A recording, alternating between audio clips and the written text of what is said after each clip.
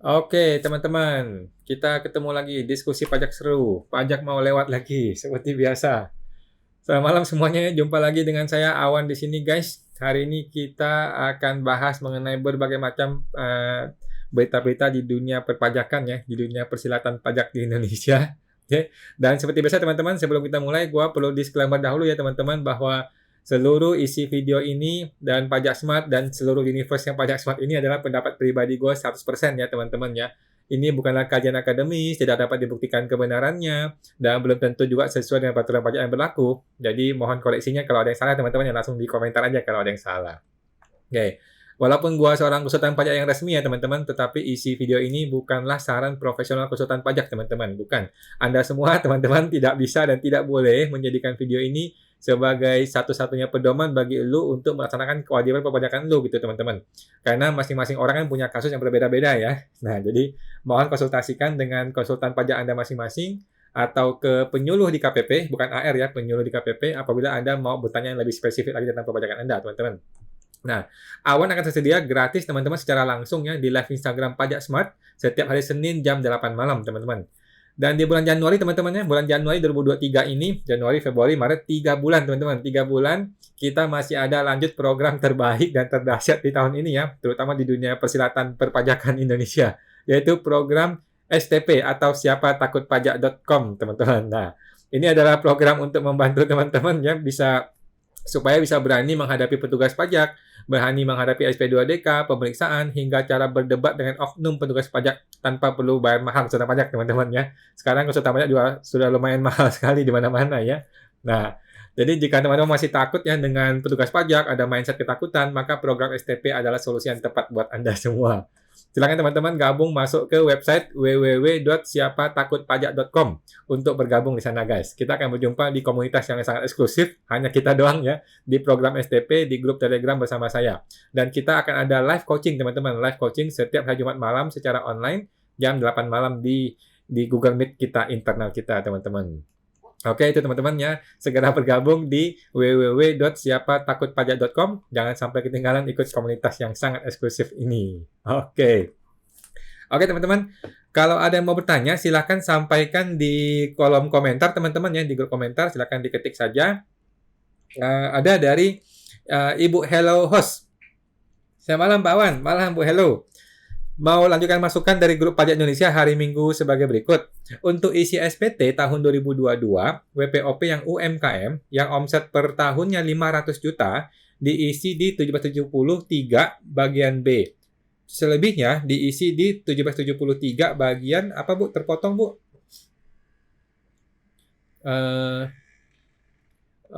Terpotong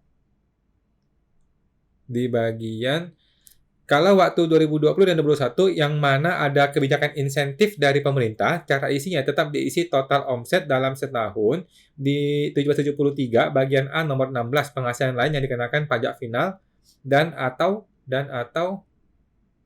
iya. Oke Bu, saya nangkap Bu. Terima kasih Bu Bapak atau Ibu Hello Host. Iya, jadi ada beberapa teman atau AR yang menyarankan, ya udah deh kita nggak usah nunggu e-formnya lagi, nggak usah nunggu e-formnya ready, langsung aja tembak di lampiran 3 gitu ya, di lampiran 3 yang di bagian PPH final lainnya gitu ya, di nomor 16 ya. Coba saya cari, saya cek di sini mestinya ada di saya. Ya, nanti teman-teman bisa lihat di YouTube-nya ya, kalau saya sudah tampilkan di sini. Nah, di sini teman-teman mungkin bisa lihat nanti. Nah, di lampiran 3 ya, di lampiran 3 bagian A nomor 16. Nah, nomor 16 memang bisa penghasilan lainnya yang dikenakan PPh pajak final, langsung masukkan brutonya di situ dan kemudian masukkan PPh terutangnya yaitu PPh terutang setelah dikurangin yang 500 juta. Gitu Bu ya. Ya. Oke, memang ada beberapa teman yang bilang seperti itu dan saya rasa oke-oke aja ya. Kalau teman-teman tidak sabar menunggu ya, nggak sabar menunggu update-nya, ya udah langsung tembak situ aja. Cuman kita masih menunggu sebentar dah, tunggu sebentar dah ya. Gimana update e-formnya? Kalau memang ada update ya udah kita tunggu update-nya. Kalau nggak ada update ya udahlah, tembak itu boleh sih. Cuman kan negara butuh detail per bulannya. Itulah kenapa ada centangannya kan, ada centangan untuk PP23-nya supaya negara mau tahu detail per bulannya berapa. gitu. Tetapi mumpung e-formnya sampai sekarang belum ready, ya udahlah, nggak apa-apa. Sudah betul Bu, sudah Bapak Hello Host. Kalau mau begitu bisa dilakukan gitu. Oke, terima kasih masukannya Pak Hello. Terima kasih. Lanjut Bapak I Setiawan. Bapak I Setiawan. Bagaimana Pak mau lapor SPT UMKM jika income di bulan September lebih dari 500 juta? Bulan September, Pak. Maksud Bapak kan Bapak punya omset melebihi 500 juta di bulan September gitu Pak ya. Ya sudah betul Pak, maka di masa September Bapak perlu bayar 0,5% atas kenaikan dari 500 juta itu Pak. Jadi 500 juta kenaikannya berapa sampai akhir bulan, nah inilah yang mesti bayar pajak kali 0,5%. Sesimpel itu Pak. Nanti di Oktober langsung 0,5% kalikan semua omset, November juga begitu, Desember juga begitu. Kalikan semua 0,5% kalikan omsetnya. Gitu Pak Is. Semoga terbantu Pak Is. Lanjut, Ibu Susanti Vini. Wanita nikah nanggung orang tua. Syaratnya biasanya pakai kartu keluarga, Bu. Harta orang tua bisa dilapor di SPT anaknya. Jawabannya bisa kalau dihibahkan, Bu ya. Jadi, wanita menikah nanggung orang tua. Syaratnya apa? Pertama, syarat orang tuanya itu tidak punya penghasilan ya. Jadi, orang tuanya itu tidak boleh lulusan pegawai negeri. Maksudnya pensiunan pegawai negeri nggak boleh karena kan masih ada penghasilan. Jadi orang tua itu betul-betul orang tua yang sudah tidak punya penghasilan. Kemudian orang tuanya biasanya ada di kakak sebagai tanggungan dia gitu. Kalau nggak ada kakak juga boleh sih kalau memang begitu faktanya ya. Nanti bisa dia perdebatkan dan dia bertanggung jawabkan sih boleh-boleh saja gitu. Nah, untuk harta orang tua bisa dilapor di SPT anaknya, jawabannya bisa kalau dia hibahkan. Jadi orang tua itu mesti membuat pernyataan bahwa dia menghibahkan uang atau rumah atau apa kepada anaknya berupa sebuah surat lah biar gampang ya. Ada suatu surat hibah gitu. Pada tanggal sekian saya memberikan barang A, B, C, D kepada anak saya dan mulai tanggal ini barang ini jadi miliknya dia. Gitu, Bu. Nah, boleh belajar. Semoga terbantu Bu Susanti Vini. Bapak Uya 06. Malam kok. Malam Pak Uya.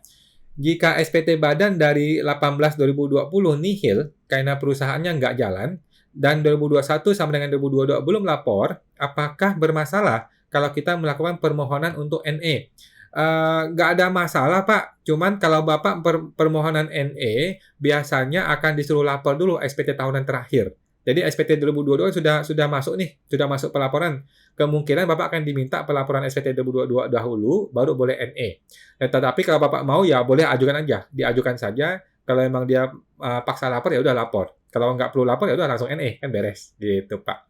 Tetapi kalau Bapak mau lapor terus nihil juga boleh, lapor nihil juga boleh, mau di NE kan juga boleh sih, nggak masalah sih Pak. Kalau udah perusahaan nggak jalan ya udah NE kan aja, gitu sih Pak. Oke, siapa dibantu Pak Uya? Lanjut. Bapak Rian Riana. Malam kok, malam Pak Rian. Ria, ya Pak Ria. Ibu Ria Andriana. Apakah omset tidak kena pajak WPOP final yang 500 juta masih berlaku untuk omset tahun 2023? Masih berlaku Bu, masih berlaku ya dari 2022, 2023 dan seterusnya masih berlaku selama Undang-Undang HPP belum diubah. Ya, Undang-Undang HPP tahun 2021 masih itu berlaku seterusnya. Belum ada kabar mengenai perubahan. Gitu Bu ya, masih berlaku Bu Ria. Semoga terbantu Bu Ria. Lanjut. Bapak Uya 06. Kok tarif PPh Badan tahun 2022 ini 20% ya kok? Bukan Pak, mohon maaf 22% ya. Jadi tarif PPh Badan 22% dari 2020 kalau nggak salah ya. Seterusnya sampai tahun ini juga iya, tahun 2023 juga iya, 2022 iya. 22% Pak, masih 22% ya. Semoga terbantu Pak Uya. Ibu Melani 90. Malam Pak, malam Bu Melani.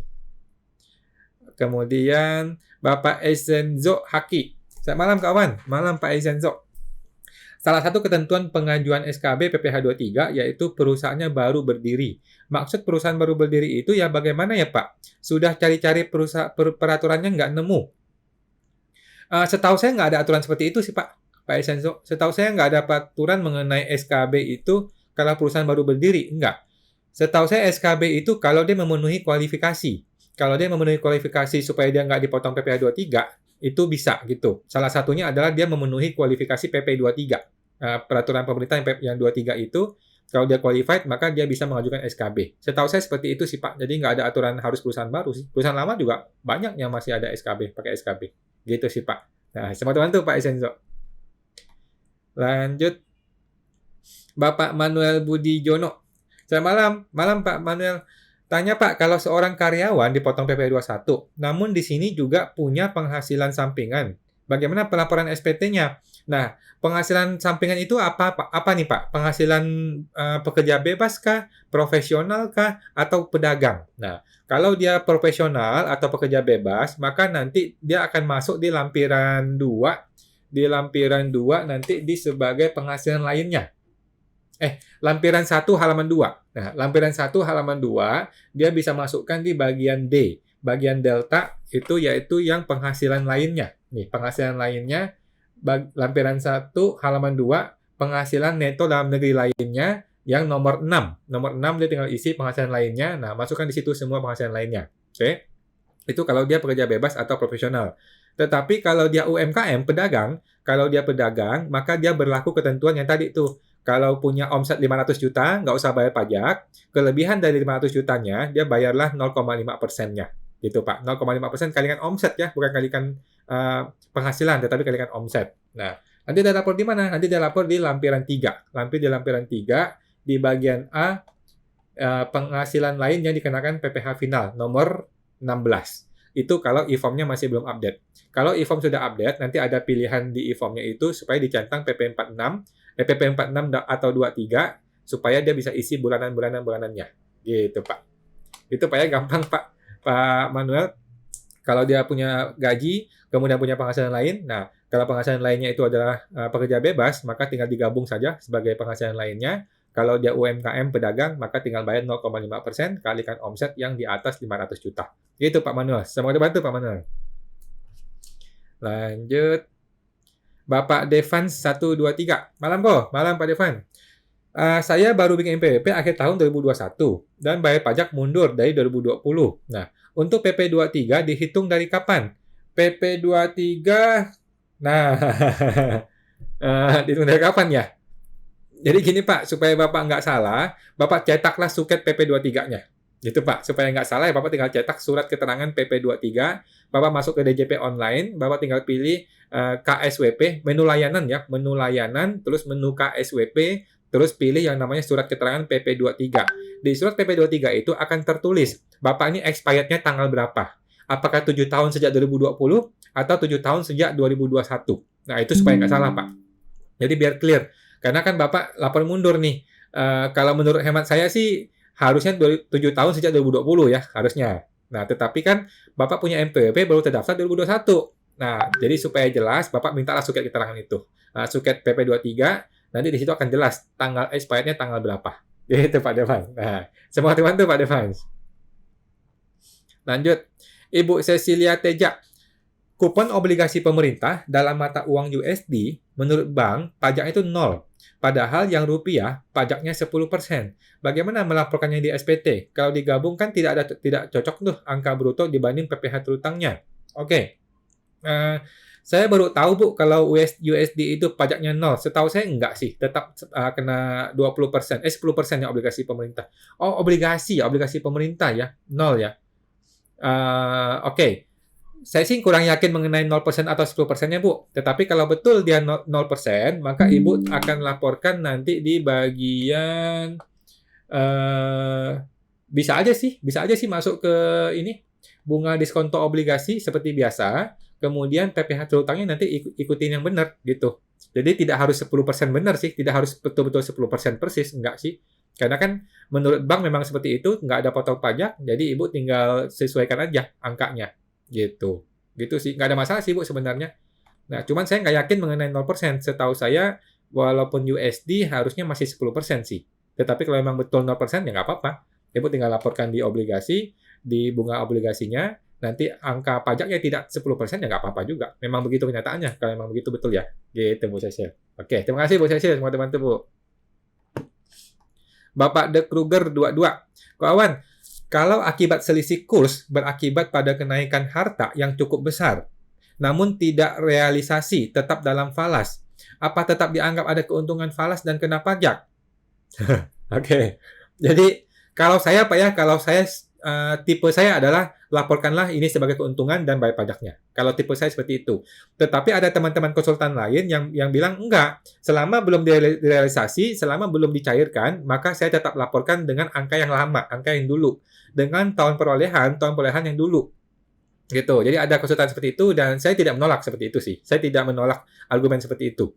Gitu. Cuman kalau tipe saya adalah kalau memang ada kenaikan nilai kurs, ya udah kita akui yang terbaru, kita bayar pajaknya. Kalau saya seperti itu, lebih cenderung seperti itu, gitu. Tetapi saya tidak menolak kalau ada konsultan yang bilang, oh enggak, laporkanlah dengan nilai perolehan dan tahun perolehan yang dulu, itu boleh juga. Dan saya rasa AR juga terpecah pendapatnya. Boleh-boleh aja sih Pak, menurut saya begitu. Bebas saja menurut Bapak, bagaimana? Kalau rela bayar pajak, yang mending diupdate aja. Kalau nggak rela, ya udah, nilailah, tuliskan tetap tahun yang sama, tahun sebelumnya, tahun dia berdiri, dan kemudian nilai rupiahnya itu nilai modalnya, gitu. Tetapi masalahnya, uang itu kan bergerak naik turun kan. Nah, itu masalah. Jadi kalau kayak saham ataupun uang, itu kan naik turun, kita tarik, kita setor, tarik, setor. Kita udah nggak tahu nilai modalnya berapa. Nah, itu jadi masalah. Nah, kalau bisa dapat nilai modal sih nggak apa-apa, pakai nilai modal. Tetapi kalau kita nggak tahu nilai modal, ya udah update lah harga market yang terbaru. Gitu Pak. Sama bantu Pak Dirk Luger. Lanjut, Ibu Licing 25. Selamat malam kawan, malam Ibu Licing. Apakah diskon boleh dibebankan dalam laporan rugi laba di SPT tahunan? Diskon itu maksud Ibu diskon ketika penjualan ya? Diskon penjualan itu boleh, bukan biaya sih. Diskon penjualan itu komponen dari HPP sih Bu, komponen dari HPP dan penjualan. Jadi kan ada penjualan, ada diskon penjualan. Nah, nanti ada penjualan bersihnya. Gitu sih Bu, nggak ada masalah sih. Yang penting Ibu masih perhatikan nilai harga wajar ya. Kalau diskonnya terlalu jauh dari harga wajar, ini ada apa gitu? Apakah lagi ada season diskon atau lagi apa gitu? Nggak ada masalah sebenarnya. Nah, bukan biaya, diskon bukanlah biaya, tetapi langsung di penjualannya, di bawah penjualan ada diskon penjualan. Nah, langsung nanti dapat net penjualannya. Gitu, Bu. Setahu saya seperti itu, Bu Licing. Sama teman-teman, Bu Licing. Lanjut. Bapak Uya 06. Kok ada badan bentuk PT? Sudah pakai PPh final dari 18 dan di 2022 ini kan harus sudah pakai perhitungan tarif umum ya kok. Betul Pak, betul ya. Jadi PT itu 2018, 2019, 2020 3 tahun saja. 2021 sudah harus menggunakan PPh tarif umum. Kalau PT ya, kalau PT. 18, 19, 20 sudah. 2021 pakai tarif umum. 2022 juga sama, 2023 juga sama. Gitu Pak ya, gitu Pak Uya. Pemahaman saya seperti itu Pak. Kalau Bapak tetap mau memanfaatkan 0,5% UMKM, maka Bapak bikinlah PT baru atau PT perorangan. Bikin PT perorangan yang baru, Bapak bisa manfaatkan 0,5% 3 tahun lagi. Gitu, Pak. Nah, coba dibantu, Pak. Ya. Lanjut. Bapak Ibu Siandayani 59. Malam, Pak Wan. Malam, Bu Siandayani. Kalau untuk mengisi SPT 2022, sedangkan di bulan November, wajib pajak meninggal. Gimana untuk SPT 2022 dan gimana cara penutupan SPT dan harta yang di SPT ortu mau dipindahkan ke SPT anak? Bagaimana caranya Pak Awan? Oke, cara pertama adalah tetap laporkan SPT tahunan seperti biasa. Ya, nanti kan si ahli waris, si anak-anak kan tahu dong, passwordnya tahu kan, EVIN-nya tahu kan. Nah, masuklah dari DP online, tetap lapor seperti biasa. Kalau dia ada bayar pajak, laporkan pembayar pajaknya seperti biasa. Kalau dia ada A1 gitu, laporkan seperti biasa. Laporkanlah penghasilan maupun hartanya seperti biasa. Setelah itu, nanti mungkin bulan Februari atau bulan Maret bulan depan, Ibu ajukan penghapusan NPWP. Oke, dilampirkan dengan surat meninggalnya. Oke. Kemudian yang ketiga, dia meninggal ya. Para ahli waris sudah ditentukan belum? Kalau ahli waris sudah ditentukan, maka di SPT 2022 pun para ahli waris pun langsung diakui, Bu. Sorry. Jadi, kalau dia sudah menentukan ahli waris, maka di SPT 2022 pun sudah dinolkan hartanya si orang tuanya. Jadi, Bapak yang meninggal ini di SPT 2022 pun sudah dinolkan hartanya. Nah, kemudian SPT dari anak-anaknya atau istrinya yang nanti mewarisi semua harta itu langsung melaporkan harta tersebut dan langsung melaporkan sebagai warisan di SPT mereka masing-masing. Nah, barulah melakukan pencabutan NPWP. Nah, cabut NPWP-nya dalam kondisi harta sudah nol dan sudah diwariskan kepada anak-anaknya. Gitu sih, Bu. Nah, sesimpel itu sih, nggak ada masalah sih, Bu. Cuman ingat ya, Bu, penghapusan NPWP akan ada pemeriksaan ya. Kalau dia aman-aman saja sih nggak ada masalah. Cuman kalau dia agak berisiko, coba cek lagi. Apakah perlu dipending 1-2 tahun ke depan atau bagaimana. Nah, tetapi yang betul, kalau memang dia sudah meninggal, harta diwariskan semua, anak-anak yang mengakui semua, ya sudah. Dia tinggal tutup NPWP. Gitu, Bu. Nah, selamat dibantu, Bu Siandayani. Lanjut, Ibu Ratna Puspa Kusuma. Kawan, ya Bu Ratna, tarif pajak hibah orang tua ke anak berapa persen? Jadi gini Bu, penghasilan yang namanya hibah adalah penghasilan yang bukan objek pajak ya, tidak dikenai pajak. Nah, yang penting orang tuanya adalah orang tua kandung. Ya, orang tua kandung atau orang tua mertua juga sama. Ya, mertua ataupun orang tua kandung itu sama. Nah, penghasilan dari hibah dari orang tua kasih ke anak 1 derajat ya, maksudnya dari ayah ke anak, bukan kakek ke cucu ya, tidak boleh, tetapi dari ayah ke anak atau anak ke ayah, ibu ke anak atau anak ke ibu, pokoknya satu derajat, satu level, 1 derajat vertikal, maka dia 0% ya, penghasilan yang bukan objek pajak. Nanti dilaporkan di SPT di lampiran 3 di bagian yang bukan objek pajak yang nomor 1 yang namanya hibah. Gitu Bu Ratna. Nah, coba bantu Bu Ratna. Lanjut. Bapak Marunaga. Malam Pak Marunaga. Daftar Natura yang merupakan objek PPh tetapi tidak termasuk di 3M, apakah ini bisa menjadi pengurang PKP dari si pemberi? Natura merupakan objek PPh, tapi tidak termasuk di 3M. Jadi kalau tidak termasuk 3M Pak ya, setahu saya tetap akan dikoreksi pajak oleh petugas pajak ya. Setahu saya ya. Kalau orang pajak bisa membuktikan ini tidak termasuk 3M, walaupun dia sudah dijadikan objek pajak ya, walaupun dia sudah dipotong PPh dengan baik, kalau dia bukan 3M maka dia akan dikoreksi fiskal. Setahu saya seperti itu Pak Maru. Semua bantu Pak Maru Naga. Bapak Is Setiawan. Bolehkah jika lapor SPT tahunan UMKM di 1773 bagian peredaran bruto saya tidak centang, hanya isi total pajak, omset dan pajak yang saya bayar sambil melampirkan laporan omset bulanan selama 1 tahun. Nah, ini Pak yang banyak orang lakukan saat ini ya. Jadi banyak beberapa teman melakukan hal seperti ini. Jadi dia nggak usah centang lagi, karena kalau dicentang kan dia otomatis tuh keluar 0,5%. Nah, supaya mengakomodir, ya udah dia nggak usah centang lagi, dia langsung isikan nilai total penjualannya saja, brutonya, dan nilai pajaknya yang sudah dipotong 500 juta. Silakan dilakukan Pak, silakan dilakukan. DJP sendiri tidak memberikan penegasan ya. DJP sampai hari ini belum memberikan penegasan bagaimana seharusnya cara isi SPT yang benar untuk 2022. Nah, kalau Bapak masih ada waktu, masih bersabar, ya udah kita tunggu dulu. Tetapi kalau udah nggak sabar mau langsung lapor, ya udah langsung tembak situ, sudah betul Pak, sudah silakan dilakukan, itu boleh dilakukan. Nah, teman-teman tuh Pak Is Setiawan. Lanjut. Pak Yumzi Snackzi. Malam Pak Awan, malam Pak Yumzi. Kerabat saya memiliki masalah. Bangunannya disewa 5 tahun oleh perusahaan travel yang pada saat bikin perjanjian notaris dikuasakan oleh partnernya orang Indonesia. PBB yang dalam apa Pak tadi? Kepotong. Oke. Coba diketik lagi Pak. Mohon maaf diketik lagi Pak. Mungkin tadi kepotong. Kepotong Pak Yumzi, coba diketik lagi ya.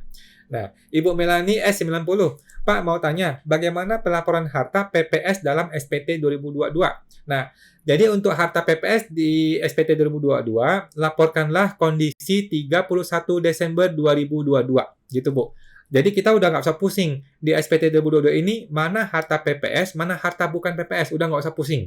Mana harta yang tadinya berasal dari PPS, mana harta yang bukan berasal dari PPS. Kita nggak usah pusing lagi. Pokoknya SPT 2022 adalah kondisi 31 Desember 2022. Nah, yang perlu Ibu perhatikan adalah nilai total bawahnya, nilai total rupiahnya. Oke, nilai total rupiah 2022 adalah harta 2021 ditambah PPS, ditambah penghasilan kita, dikurangin dengan biaya hidup kita. Nah, seperti itulah seharusnya rumusnya SPT 2022. Kalau itu ternyata SPT 2022 yang lebih besar daripada rumus tadi, maka seharusnya ada tambahan penghasilan yang belum dilaporkan. Gitu. Tetapi kalau lebih kecil nggak apa-apa. Gitu Bu ya, semoga terbantu Bu ya. Jadi PPS udah nggak usah pusing, kita nggak usah memikirkan barang PPS ini sudah dilapor di SPT 22 atau belum. Pokoknya SPT 22 laporkanlah kondisi sebenarnya per 31 Desember 2022. Gitu. Harta PPS akan tercampur di situ, campur aduk di situ nggak apa-apa, tidak perlu kasih penjelasan apapun mengenai PPS atau non PPS. Gitu Bu Melani. Nah, sama terbantu Bu Melani. Bapak Kosmas Silverinus. Semalam Pak Kosmas. Kalau WPNE di Desember 2022, berarti kan 2023 ini tidak usah menyampaikan SPT tahunan ya? Betul Pak Kosmas. Setahu saya seperti itu. Kalau dia sudah NE, maka setelah dia NE itu sudah tidak ada kewajiban perpajakan, nggak ada kewajiban lapor. Gitu sih Pak Kosmas. Nah, semua terbantu Pak Kosmas. Bapak Henry Awan 23. Halo Kak Awan, halo Pak Henry dan Pak Awan. Kalau misal kita menyewa jasa servis lawan transaksi PT ada uang reimbursement, itu kena PPh nggak ya? Jasa servis ada uang reimbursement. Jadi gini, maksud Bapak kan kita menyewa jasa servis, kemudian di dalam invoice-nya itu ada jasa reimbursement gitu ya, dari pihak lain gitu maksudnya. Nah, kalau ada uang reimbursement dan reimbursement itu langsung ditujukan ke kita, maka kita nggak motong si A ini, kita motong langsung kepada si yang buka nota reimbursement. Setahu saya seperti itu Pak Henry ya. Jadi kita memotong PPh 23 atas yang buka invoice. Kalau reimbursement itu buka invoice langsung ke kita, maka kita potong si reimbursement itu. Tetapi kalau si reimbursement itu tagih dulu ke si PTA ini, kemudian PTA ini tagih ke kita semua, maka kita potong ke PTA ini. Setahu saya seperti itu Pak ya. Mudah-mudahan nggak salah Pak ya pemahamannya. Nah, semua teman-teman tuh Pak Henry. Ibu Susanti Vini. Orang tua yang ditanggung itu tidak punya NPWP, tidak punya penghasilan, tapi punya rumah warisan suami. Apakah orang tua yang ditanggung tersebut, rumahnya bisa dilapor di SPT anak? Boleh saja Bu, boleh saja ya, tetapi dihibahkan ya. Jadi sekali dia hibahkan, maka dia sudah melepas gitu. Jadi si orang tua ini, si mamanya ini sudah melepaskan rumah tersebut kepada anak berupa hibah. Dia bikinlah sebuah surat hibah lebih aman. Nah, ada surat pemberian hibah, tanggal sekian rumah ini saya hibahkan kepada anak saya. Sudah, maka anaknya yang laporkan di SPT si anak sebagai penghasilan hibah tidak kena pajak. Gitu Bu Susanti. Nah, semua bantu Bu Susanti ini. Lanjut, Bapak Anas Nursyairul, Nursyairul. Nah. Malam kawan, malam Pak Anas. Apakah masih bisa laporan SPT tahunan tapi belum validasi NIK karena OP sudah meninggal?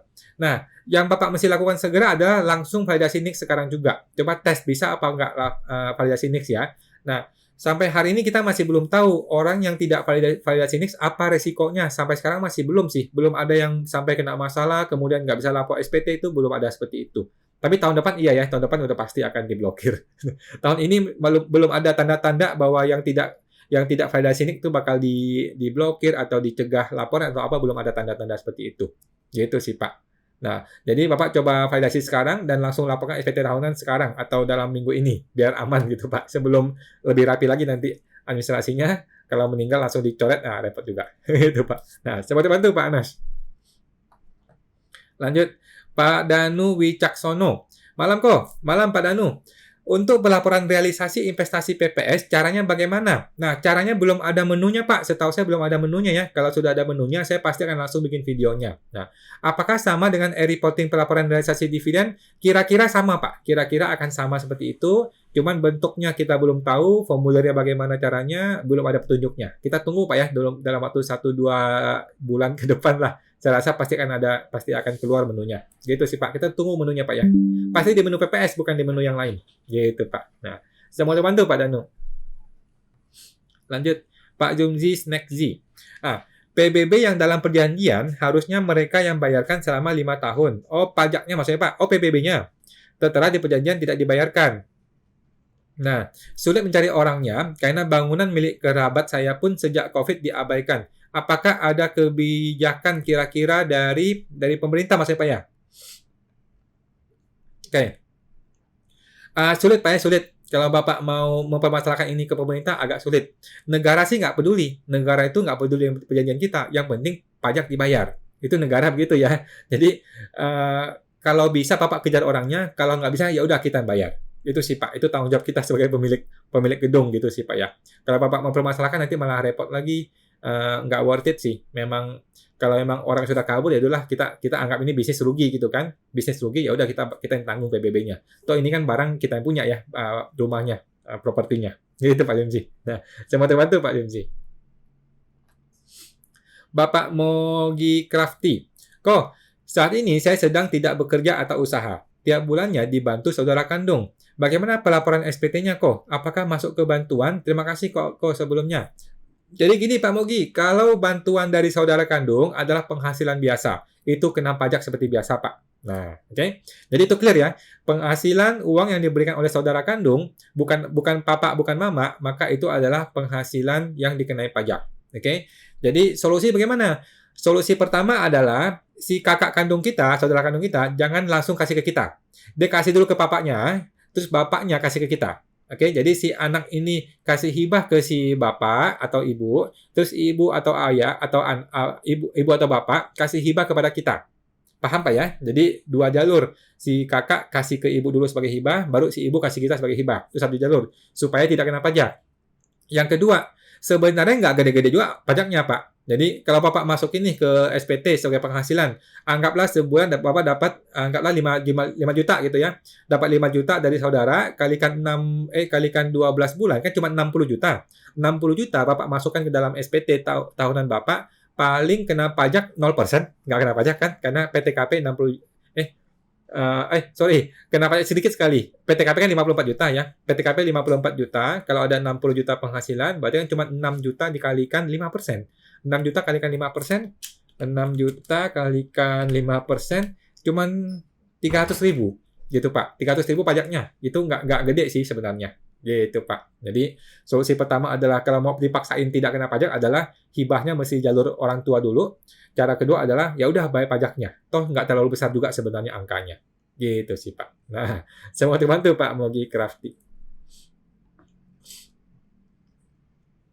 Bapak Ibu Ria Chandra 35. Malam kawan. Malam Bu Ria. Lanjut. Bapak De Kruger 22. Kawan, apakah e-billing PPh 0,5% ditulis berdasarkan PP 23/2018 atau PP 55 2022? Di e-billing tidak perlu ditulis, Pak. Setahu saya di e-billing PPh 0,5% itu tidak perlu ditulis. Ya. Di e-billing PPh tidak perlu ditulis. Ini menyangkut mengenai PMK berapa atau PP berapa tidak perlu ditulis. Oke. Tetapi kalau Bapak mau tulis, maka tulislah PP 55 2022. Oke. PP 23 sudah tidak ada, sudah tidak berlaku. Ya. PP 23 tahun 2018 sudah tidak berlaku, digantikan dengan PP 55 tahun 2022. Bapak sudah betul, pakailah PP 55 tahun 2022. Gitu, Pak. Saya mau dibantu, Pak De Kruger.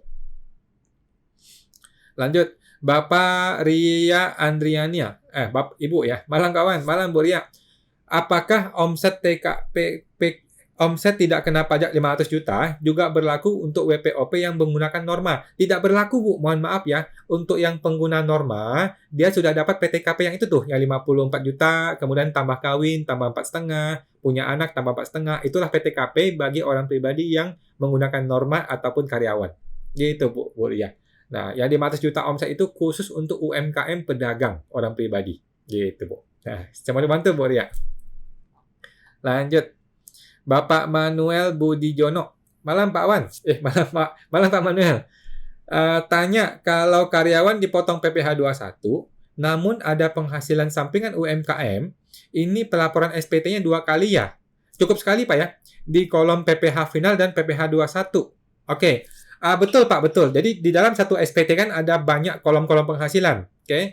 Untuk yang UMKM, dia laporkan di lampiran 3 dong. Lampiran 3 bagian PPh final. Oke. Untuk yang gaji, yang PPh 21, dia laporkan di lampiran 1 ya. Di lampiran 2. Nah, di lampiran 2 di bagian bukti potong, dia laporkan di situ. Betul Pak ya. Jadi memang ada bagian PPh 21-nya, bagian bukti potong di lampiran 2, kemudian akan nyambung ke induk, ada lagi yang UMKM di lampiran 3 saja, lampiran 3 PPh final. Gitu Pak Manuel. Nah, bukan berarti double tax ya, tidak double tax. Ini cuma beda penghasilan dilaporkan di lampiran yang berbeda-beda. Gitu Pak Manuel. Saya mau dibantu Pak Manuel. Lanjut, Pak Jumji Sneki. Apakah ada kebijakan kira-kira dari pajak atau DJP?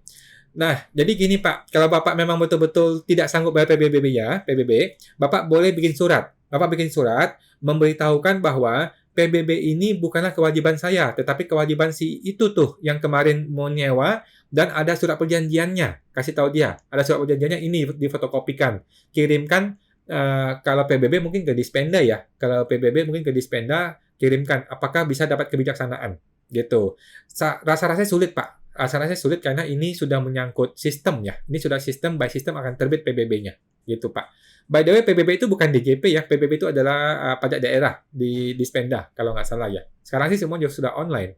Gitu sih Pak. Akan agak sulit sih Pak kalau saya rasa kalau memang perlu, kalau memang sanggup ya udah kita bayar aja PBB-nya. Karena memang orang sudah kabur, ini namanya bisnis kita rugi kan. Gitu Pak. Nah, saya mau bantu Pak Yumji. Bapak Manuel Budiono. Ini saya revisi pertanyaannya. Gimana Pak tadi? Mohon maaf. Bapak Ibu Ana Gras 889. Ibu Ana. Naik ya kok? Ya Bu Ana. Saya UMKM orang pribadi. Beli barang dari supplier yang PKP. Terus dari barang itu ada yang diretur. Apakah ada pengaruh laporan pajak saya? Nggak pengaruh sih Bu. Nggak pengaruh. Jadi kan Ibu kan UMKM orang pribadi. Yang penting adalah Ibu jualnya berapa kalikan 0,5%. Itu paling penting. Jadi belinya nggak terlalu dilihat. Gitu sih Bu. Nah belinya maupun biaya-biaya itu nggak dilihat. Yang penting penjualannya. Penjualnya adalah 0,5% kalikan omset. Gitu Bu Ana. Nah, semua teman-teman Bu Ana. Lanjut. Ibu Lydia Setiawan. Malam kok. Malam Bu Lydia.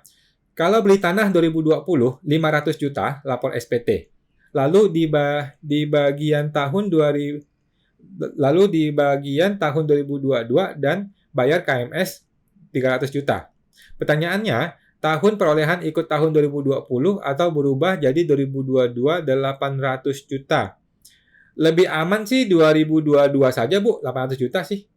Kalau saya sih gitu ya. Jadi update terbaru aja. Karena kan dulu beli 500 juta, kemudian dibangun 300 juta, ya udah tahun 2022 aja yang terbaru 800 juta. Kalau saya sih gitu, biar nggak susah ya, yang terbaru aja. Nah, semua teman-teman boleh dia. Bapak Randi TJ, kawan, ya Kak Randi. Kalau misal WP Badan, alamat usahanya pindah. Misal dari BSD pindah ke Karawaci, tetapi KPP-nya nggak pindah. Bakal bermasalah nggak ya? Kalau saya sih nggak masalah, Pak. Kalau saya sih nggak masalah. Kalau saya sih bahkan pindah KPP, pindah pulau juga saya nggak terlalu pusingin. Gitu. Yang penting kan kita bayar pajak sih. Kalau saya sih gitu. Cuman nanti kan surat nggak nyampe tuh. Surat nggak nyampe kalau dia nggak agak ragu-ragu, ya udah boleh dipindah gitu. Tetapi kalau cuman kalau orangnya nggak usah khawatiran gitu, ya udah nggak usah khawatir, nggak perlu dipindah gitu. Apalagi dalam satu KPP. Kalau satu KPP ya udah nggak perlu dipindah sih. Yang penting komunikasi sama AR aja Pak. Kalau bisa sih sama AR ada WA-WA-an ya. Jadi kita kalau ada surat kita dapat gitu sih. Nah, coba bantu Pak Randy. Lanjut Bapak Immanuel. Oke, terima kasih Pak sudah terjawab. Terima kasih Pak Immanuel. Sama-sama. Lanjut Ibu Lis 21. Kok mau tanya, kalau PT PKP memberikan emas batangan ke customer, ini bayar PPh apa aja kok dan bisa dibiayakan nggak kok? Nah, ini dalam rangka apa nih, Bu? Dalam rangka memberikan hadiah kah? Dalam rangka apa ini? Apakah komisi gitu ya? Nah, kalau mau komisi ya udahlah, boleh, berarti biaya komisi gitu sih, Bu. Boleh dibiayakan biaya komisi atau biaya promosi gitu ya. Tetapi biaya komisi atau promosi perlu dibikin daftar nominatif ya, Bu. Wajib dibikin daftar nominatif dan perlu dilaporkan di SPT tahunan nanti. Gitu. Maka itu jadi boleh dibiayakan. Oke. Nah, mengenai PPh apa saja, paling enak adalah pemotongan PPh pasal 21. Jadi kasih hadiah gitu ya ke orang pribadi kan. Kasih PPh 21 ke potong PPh 1 ke orang tersebut. Atau 23 juga bisa sih. Nah, apakah bisa dibiayakan? Bisa aja sepanjang ini dianggap sebagai biaya promosi gitu ya. Dan ada daftar nominatif. Gitu, Bu. Nah, teman-teman tuh Bu, list 21. Lanjut. Bapak Jauhwang 48. Malam Pak Wan, malam Pak Jauhwang. Orang tua memberikan harta ke anak kandung. Mana lebih baik, waris atau hibah? Apakah mau bayar PPh 2,5% dan BPhtB yang 5%? Terima kasih. Oke, yang pertama hibah dan waris itu sama Pak ya. Hibah itu kalau orangnya masih hidup, waris itu kalau orang sudah meninggal. Gitu. Jadi orang tua kasih ke anak, kalau orang tuanya masih hidup namanya hibah. Kalau orang tua sudah meninggal namanya waris. Gitu. Jadi tinggal pilih yang mana ini. Jadi nggak bisa pilih mana yang lebih bagus ya. Dua-duanya sama. Hibah dan waris adalah barang yang sama. Nah, apakah mesti bayar 2,5%? 2,5% setahu saya tidak usah bayar, tetapi mesti ada surat yang diajukan Pak. Ada mesti minta SKB-nya, pakai notaris ya. Nah, BPhtB tetap wajib dibayar yang 5%. Gitu Pak. Jadi ketika terjadi balik nama, yang 5% wajib dibayar, yang 2,5% PPh penjual itu bisa dimintakan SKB, bisa dibikin 0% dengan surat. Nah, biasanya notaris yang ngurusin. Untuk hibah maupun waris sama saja. Gitu Pak Jauhwang. Nah, coba bantu Pak Jauhwang. Lanjut. Ibu Lydia Setiawan. Nah, sebentar. Ibu Lydia Setiawan. Ibu Lydia Setiawan. Kok uang tunai? tabungan dan persediaan barang boleh nggak digabungkan jadi satu, ditulis kas dan setara kas? Nah, kalau saya enggak sih, Bu. Kalau saya sih enggak. Kalau saya uang tunai ya uang tunai adalah uang yang taruh di rumah. Tabungan ya tabungan, yaitu uang yang ada di rekening bank. Rekening BCA, Mandiri, kemudian BCA-nya nomor berapa, Mandiri nomor berapa, kita sebutkan. Kemudian persediaan barang dagang. Nah, juga disebutkan, nah ini boleh. Kalau persediaan barang dagang, saya isi 019 biasanya. Di bagian kas dan setara kas. Gitu. Kalau barang dagang. Gitu, Bu. Kalau yang tabungan jelas mesti isi tabungan. Deposito juga sama. Deposito punya akun sendiri. Gitu, Bu. Nah, coba bantu, Bu Lydia. Lanjut.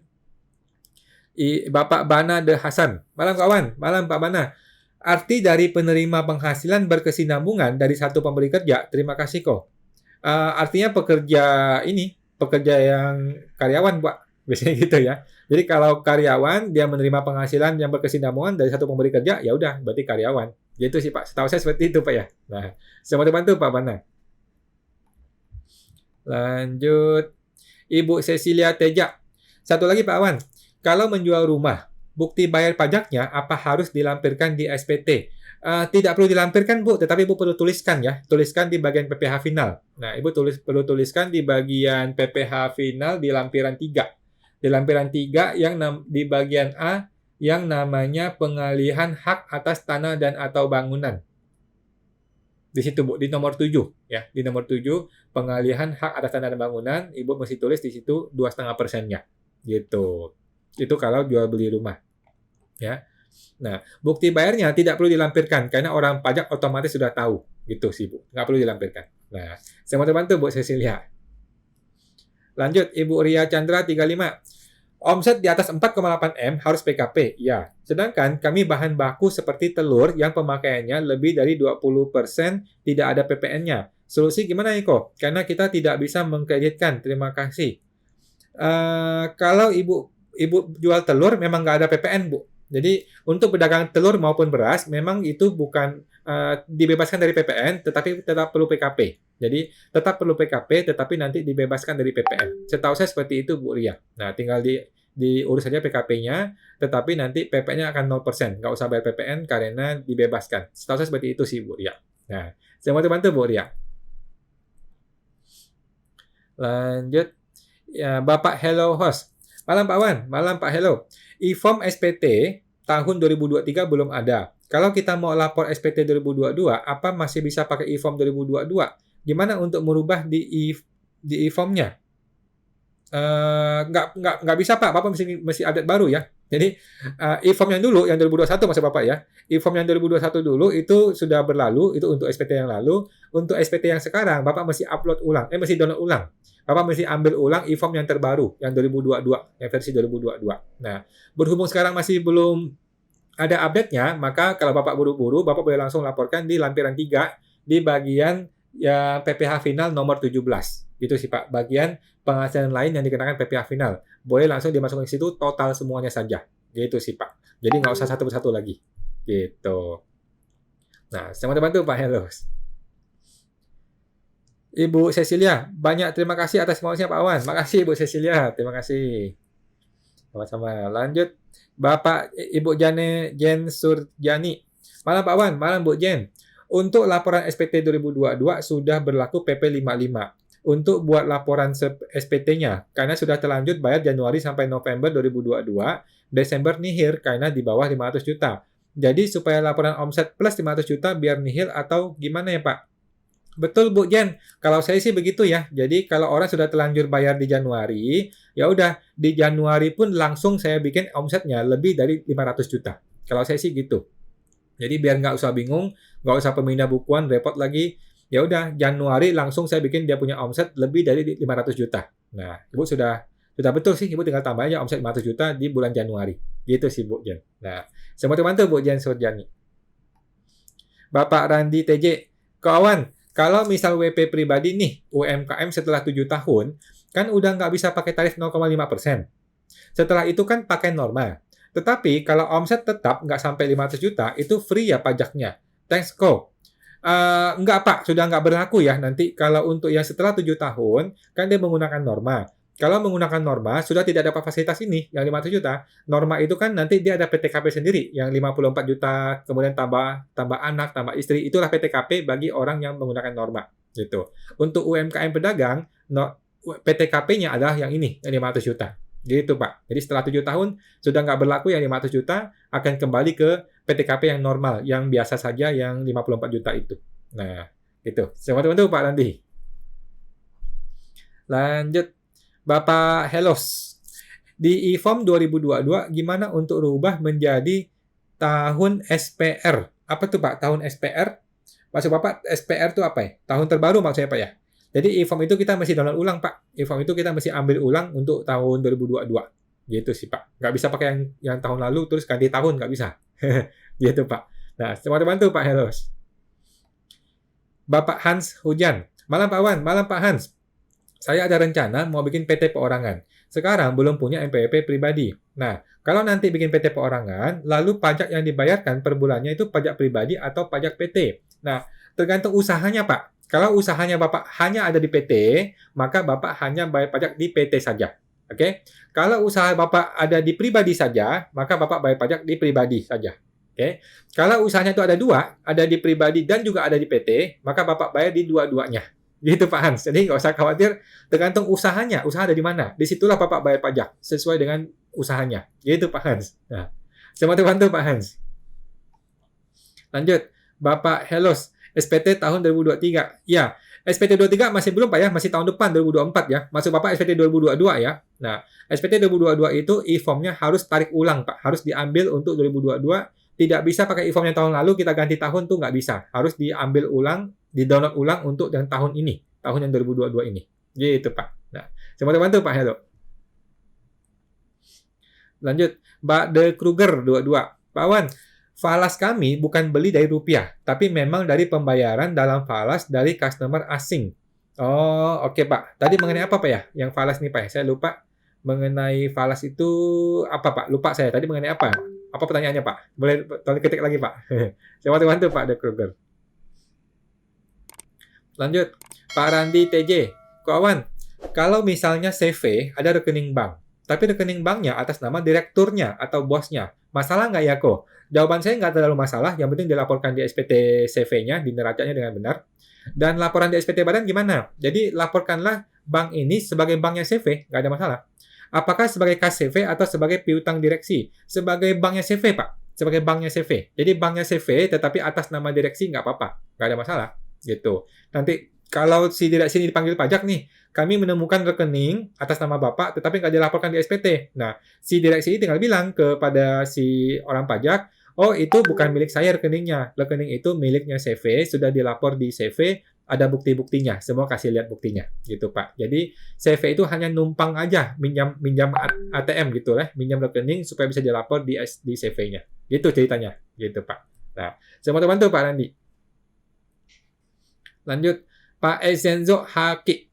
Ini kok per 1 2011 tentang pengajuan pembebasan pemotongan PPh oleh pihak lain, ada poin wajib pajak baru berdiri ya, baru berdiri. Oke Pak, mesti cek lagi tuh Pak ya. Mohon maaf Pak Esenzo, saya mesti cek lagi. Setahu saya sih PT-PT yang sudah lama pun masih terus mengajukan SKB Pak. Setahu saya sih seperti itu ya. Coba cek lagi, mesti baca lagi peraturannya dengan lebih detail. Itu Pak. Mohon maaf saya mesti cek lagi tuh Pak. Coba bantu Pak Esenzo. Kita cek lagi sama-sama Pak ya. Lanjut, Bapak Bong Perdi. Malam kok mau tanya, malam kok Bong. Jasa apa yang bisa memanfaatkan tarif 0,5%? Makasih sebelumnya.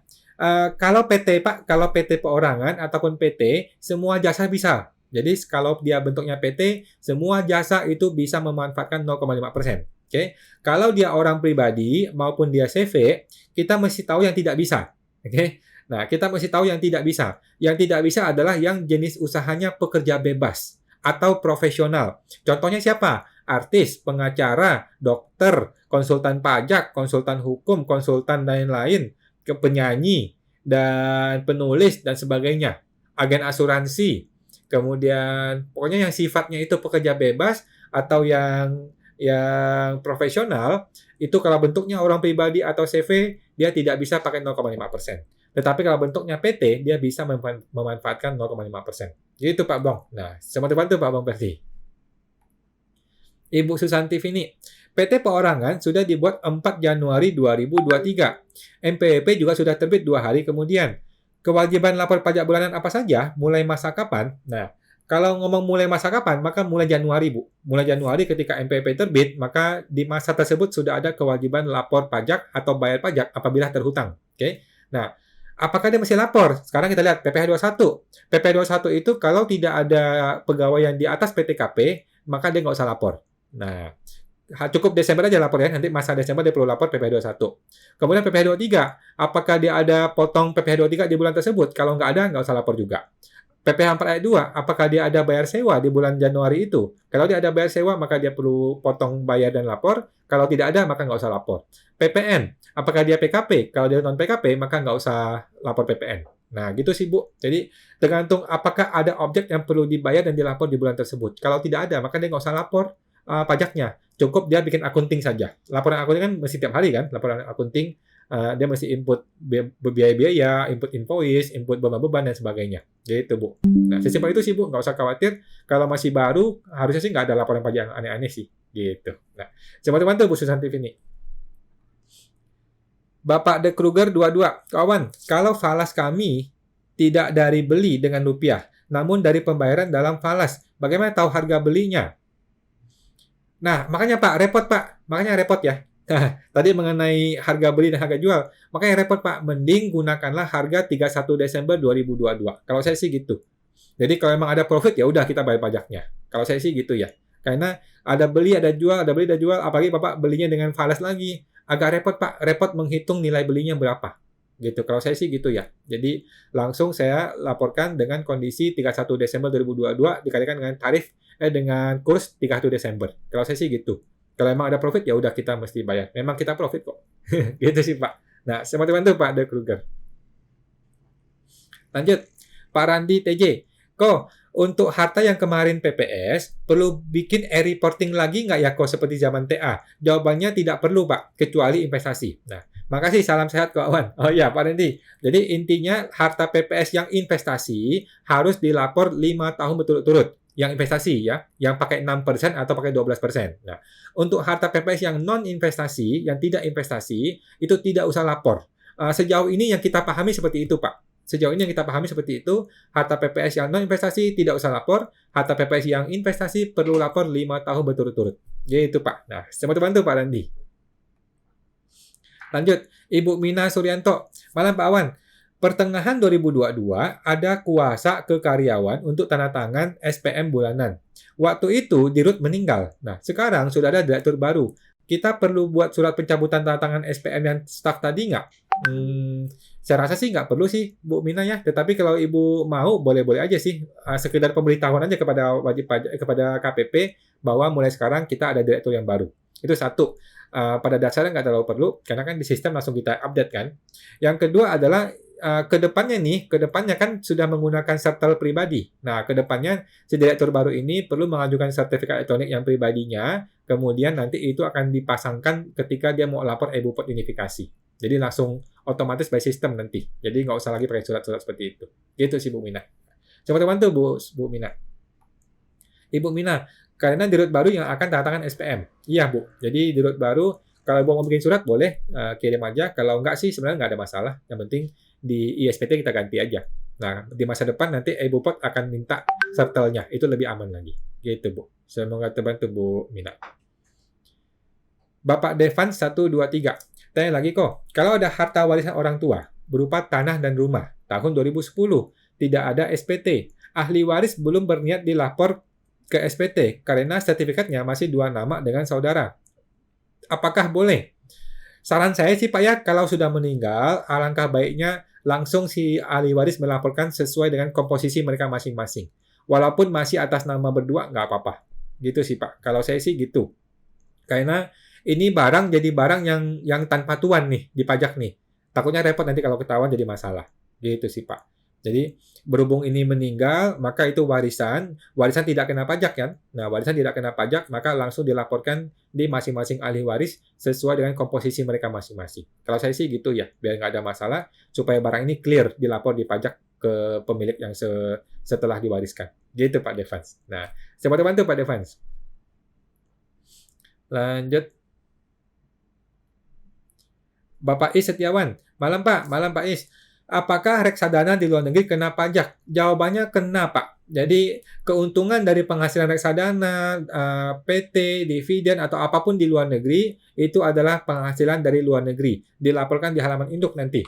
Nanti dilaporkan di halaman di sini nih. Di halaman induk, di bagian pertama ya, yang ada nomor 4.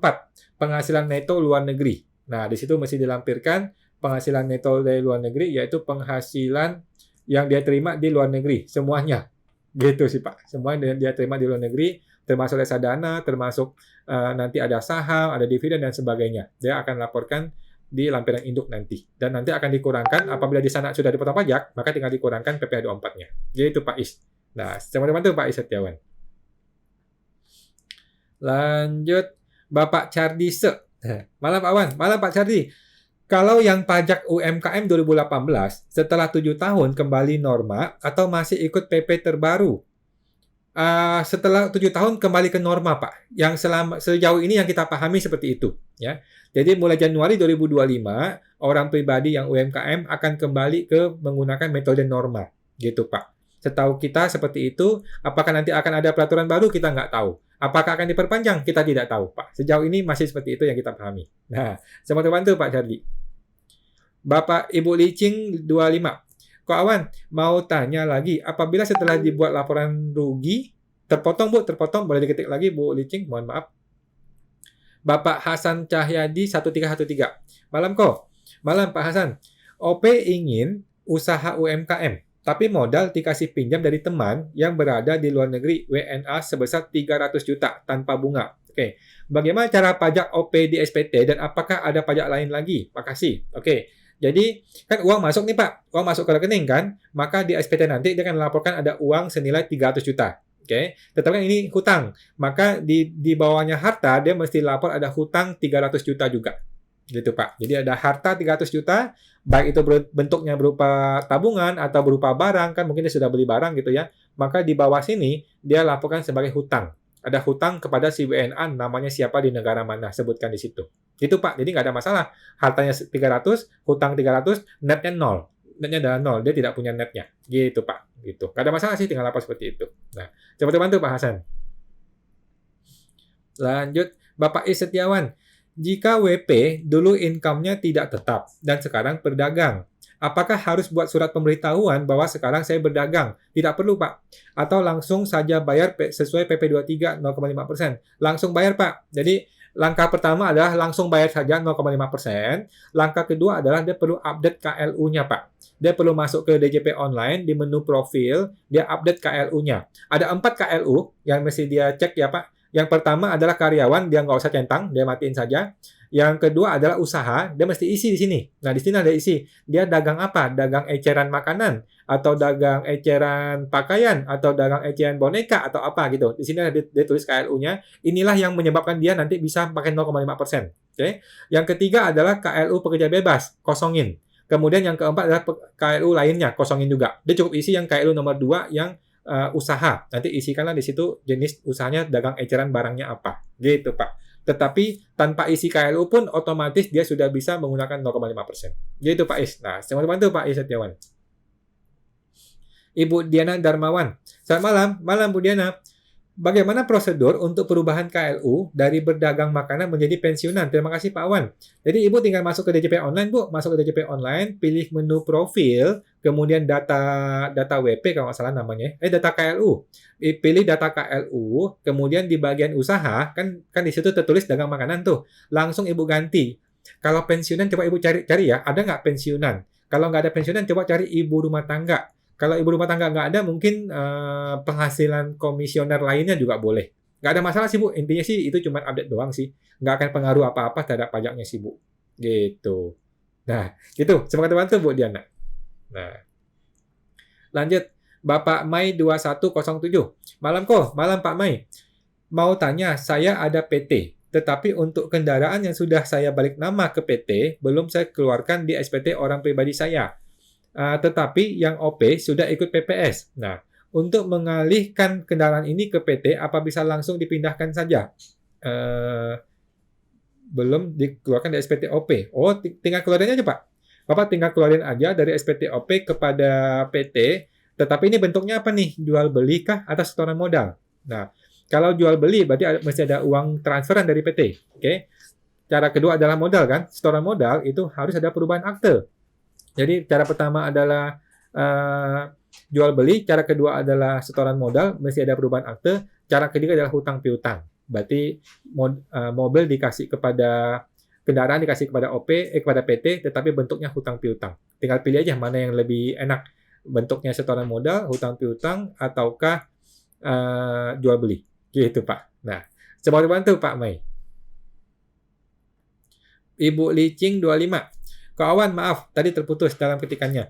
Apabila setelah dibuat laporan rugi laba, ternyata rugi, dan angsuran PP25 yang sudah dibayarkan, apakah dibebankan jadi biaya pajak lalu dikoreksi fiskal? Jawabannya iya, Bu. Jawabannya iya, Bu Licing. Dibebankan saja di biaya pajak dan dikoreksi fiskal. Kalau saya seperti itu ya. Saya sudah bikin videonya kemarin, di minggu kemarin tuh. Sudah saya bikin videonya seperti itu.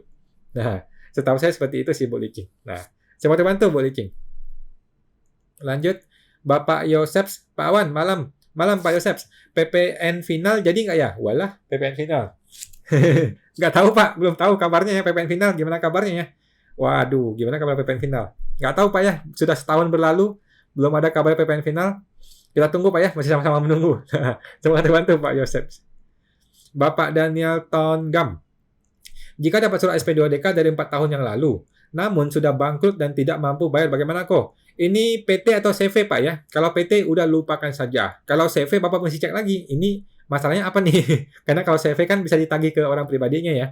Mesti cek dulu. Ini masalahnya apa? Gitu. Kalau emang ini urusannya CV dan tidak mampu bayar, ya udah tinggal bikin surat pernyataannya. Kami sudah bangkrut, nggak bisa bayar lagi. Gitu, Pak. Nah, coba bantu Pak Daniel.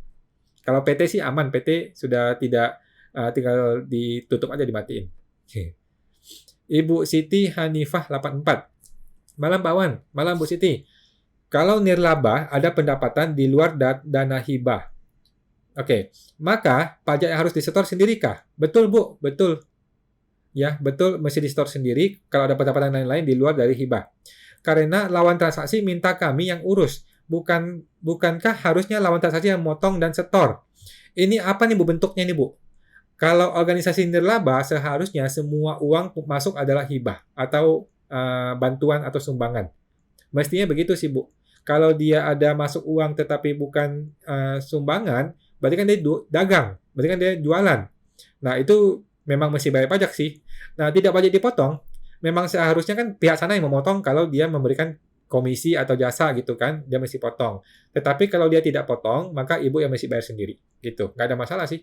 Bagi kita sebagai penerima uang, dipotong ya kita bisa kreditkan. Kalau nggak potong ya udah nggak apa-apa. Kita tinggal laporkan apa adanya. Dan kita bayar pajaknya. Gitu Bu Siti. Nah, coba bantu Bu Siti. Lanjut. Bapak Mai 2107. Tanya lagi kok. Harta yang ikut PPS berupa uang tunai. Dalam SPT 22 ini dianggap perolehan harta 2022 apa sesuai tahun perolehannya kok? Jawabannya 2022 apa ya? 2022. Jadi semua harta PPS apapun bentuk dan namanya saat ini itu akan dilapor di SPT 2022 sebagai tahun perolehan 2022. Bukan tahun perolehan yang dulu, bukan. Ya, itu Pak. Itu perintah undang-undang. Nah, coba bantu Pak Mei. Lanjut, Pak Ferry Hart 89. Malam kok, malam Pak Ferry. Kalau saham, kripto yang dilaporkan harga modal atau harga turun naiknya per akhir Desember. Makasih kok. Nah, kalau saya Pak ya, saya cenderung melaporkan harga per Desember. 31 Desember harganya apa, itu yang saya laporkan. Kecenderungan saya seperti itu. Kenapa saya nggak laporkan harga modal? Karena kan modal bisa naik turun. Modal kan kita beli, kita jual, kita beli, kita jual, kita beli, kita jual. Kita mana tahu harga modalnya berapa. Gitu. Jadi kalau saya lebih cenderung pakai harga yang terbaru, Desember, 31 Desember. Gitu Pak Ferry. Nah, semoga bantu Pak Ferry. Lanjut. Bapak Hans Buwana. Malam Pak Hans. Laporan investasi dividen 0% di tabungan. Tanggal investasi itu diisi tanggal tabungannya atau tanggal terima dividen. Setahu saya tanggal menempatkan tabungannya, Pak. Nah, soalnya kan bisa investasi sampai tahun berikutnya, bulan 3, terima kasih, terima 2022. Iya, Pak. Jadi, setahu saya menggunakan tanggal penempatan investasinya, penempatan tabungannya, Pak. Bukan tanggal penerimaan dividen. Setahu saya seperti itu, Pak Hans. Nah, sama bantu, Pak Hans. Bapak Daniel Tongam. Kapan SP2DK dinyatakan selesai? Jika kita sudah bayar pokok pajak sesuai permintaan AR, namun ada pengisian SPT, bagaimana? Nah, jadi sebaiknya Pak, kalau memang ada kesepakatan untuk penyelesaian SP2DK, baik itu berupa pembetulan SPT atau pembayaran pajak, maka Bapak bayarkan dahulu, kemudian pembetulan SPT, kemudian Bapak minta nih dari AR, ada surat yang namanya surat, apa ya istilahnya surat closing gitulah, surat closing SP2DK atau surat penyelesaian apa gitu SP2DK. Minta dia Pak, ada suratnya sih, ada suratnya bahwa ini sudah di closing dengan cara seperti ini, pembayaran pajak atau SPT pembetulan dan sebagainya. Gitu sih Pak, ada suratnya. Kadang-kadang AR nggak ngasih gitu sih. Tetapi kalau Bapak ada hubungan baik, ya minta AR kasih aja atau difotoin gitu, buat pegangan aja. Gitu Pak. Nah, coba bantu Pak Daniel. Lanjut. Maksud saya jika tidak ada pengisian SPT. Oh, kalau nggak ada pengisian SPT, berarti kan hanya bayar doang ya. Nah, kalau cuma bayar doang, ya udah. Tetap aja kalau Bapak mau, Bapak boleh minta surat penyelesaian SP2DK-nya. Atau minta berita acara juga boleh. Nah, mungkin kalau AR malas kasih penyelesaian SP2DK, dia bisa kasih berita acara. Nah, berita acara itu tertulis tuh. Berdasarkan pertemuan tanggal sekian, maka kita simpulkan, oh begini, kesepakatan seperti ini, silakan dibayar seperti itu. Nah, gitu Pak Daniel. Nah, coba bantu Pak Daniel. Lanjut, Ibu Melani S90. Pak, mau tanya lagi, KTP apa harus diregerasi? Caranya gimana? Apa tuh Pak, Bu Melani, regerasi? Jadi, nomor NIK itu harus diupdate di DJP Online. Itu betul ya, buat teman-teman yang belum diupdate, silakan diupdate. Masuk ke DJP Online, pilih menu profil, kemudian memasukkan nomor NIK, kemudian diklik update. Gitu sih. Klik simpan atau update, gitu Bu Melani. Kalau nanti dia valid berarti beres. Kalau dia tidak valid, maka Ibu perlu datang ke KPP untuk ngeberesin ke KPP. Mungkin ada bentrok dengan Dukcapilnya. Gitu Bu Melani. Nah, coba bantu Bu Melani. Lanjut. Pak Ferry Hart 89. Malam Pak Ferry. Apa DJP dapat intip rekening pribadi di beberapa bank? Terima kasih. Jawaban saya bisa. Ya, jawaban saya bisa. Dan memang seharusnya begitu sih. Sebuah negara yang baik adalah rekening bank itu tidak tertutup, harus terbuka. Ya sejauh ini sih ada bank yang bisa terbuka, ada bank yang belum bisa terbuka. Gitu sih Pak. Setahu saya seperti itu. Cuman kita sebagai wajib pajak, ya udahlah kalau bisa kita jujur aja kalau bisa ya. Kalau bisa rekening kita jujur aja terbuka apa adanya. Gitu Pak Ferry. Nah, semoga bantu Pak Ferry. Lanjut, Pak Randi TJ. Kawan, Kamsya, Senin depan kan Sinja Has plus 1. Kawan live IG nggak nih? Oh, live IG Pak, live IG. Saya tidak peduli dengan hari libur. Gitu Pak ya. Semoga terbantu Pak Randy. Jadi kalau mau bergabung silakan bergabung minggu depan. Bapak De Kruger 22. Kawan, kalau hibah dalam bahasa Inggrisnya apa ya? Waduh, apa bahasa Inggrisnya hibah ya? Nanti cuma saya cek lagi ke Google Translate Pak. Coba saya cari Google Translate. Hibah. Hibah Inggrisnya grand. Hibah, granting, hibah. Gitu Pak. Teman-teman Pak Google. Bapak Jauh Huang 48, terima kasih Pak Wan, terima kasih Pak sama-sama. Lanjut. Ibu Ana Gras 889. Nanya lagi kok. Tadi saya yang UMKM WPOP beli barang dari PT yang PKP dan diterbitkan faktur pajak. Terus barang itu ada yang diretur. Kemudian PT tersebut membuat nota retur atas faktur pajak penjualan tersebut. Oke, sudah betul Bu, sudah betul. Kalau Ibu UMKM Bu, Ibu nggak usah peduli, Ibu retur aja, nanti dia akan bikin nota retur sendiri, dia akan ngurus sendiri. Gitu sih Bu Ana, nggak ada masalah. Gitu Bu. Nah, bantu Bu Ana. Bapak Maurits Michael. Malam kawan, malam Pak Maurits. Sekalian mau tanya, yang dilaporkan dalam SPTOP itu saldo tabungan 31 Desember atau rekap total transaksi selama Januari Desember. Jadi yang dilaporkan di SPT tahunan OP Pak hanya saldo akhir saja. Hanya saldo akhir per 31 Desember 2022. Udah, gitu aja sih Pak. Nah, mutasi tidak dilihat. Mutasi tidak dilaporkan di SPT. Mutasi akan dilaporkan ketika pemeriksaan pajak. Itu Pak Maurits. Gitu sih. Kalau SPT ya cuma lapor saldo akhirnya saja. Gitu Pak. Nah, coba bantu Pak Maurits. Lanjut. Ibu Ana Grace 889. Alan tersebut yang harus saya tanda tangan. Bagaimana Pak solusinya? Oh iya nggak apa-apa Bu. Jadi notaretur tadi kan ya. Notaretur Ibu tanda tangan aja. Nggak ada masalah sih. Jadi dia bikin notaretur supaya dia bisa upload di SPT, di e-fakturnya dia. Nggak ada masalah sih Bu Ana. Nah, coba bantu Bu Ana. Lanjut. Bu Susanti Vini.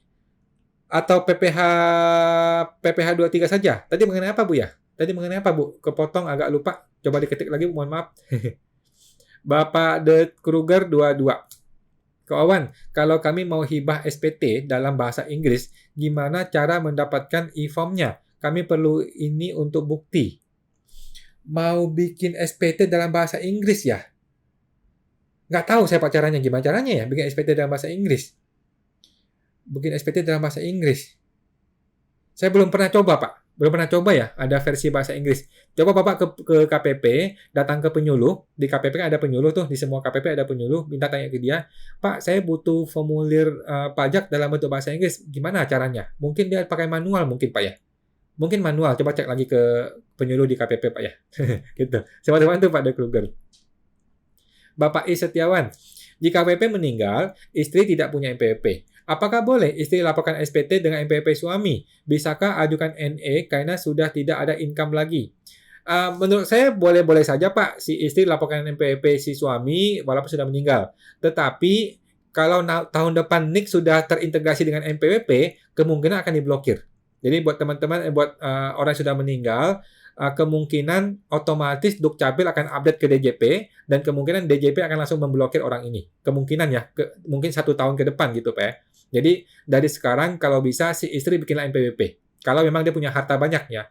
Tetapi kalau dia nggak ada harta, Bapak sudah betul tuh bikin NE aja, diajukan NE selesai. Jadi nggak usah lapor lagi, nggak usah ngapa-ngapain lagi. Gitu sih Pak.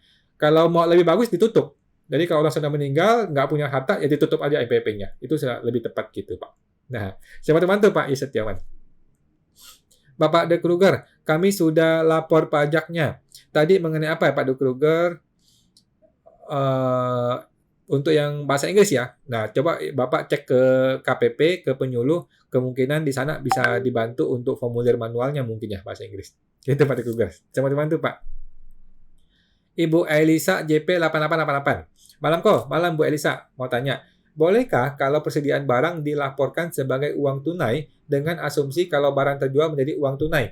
Silakan saja Bu, silakan saja ini dilakukan.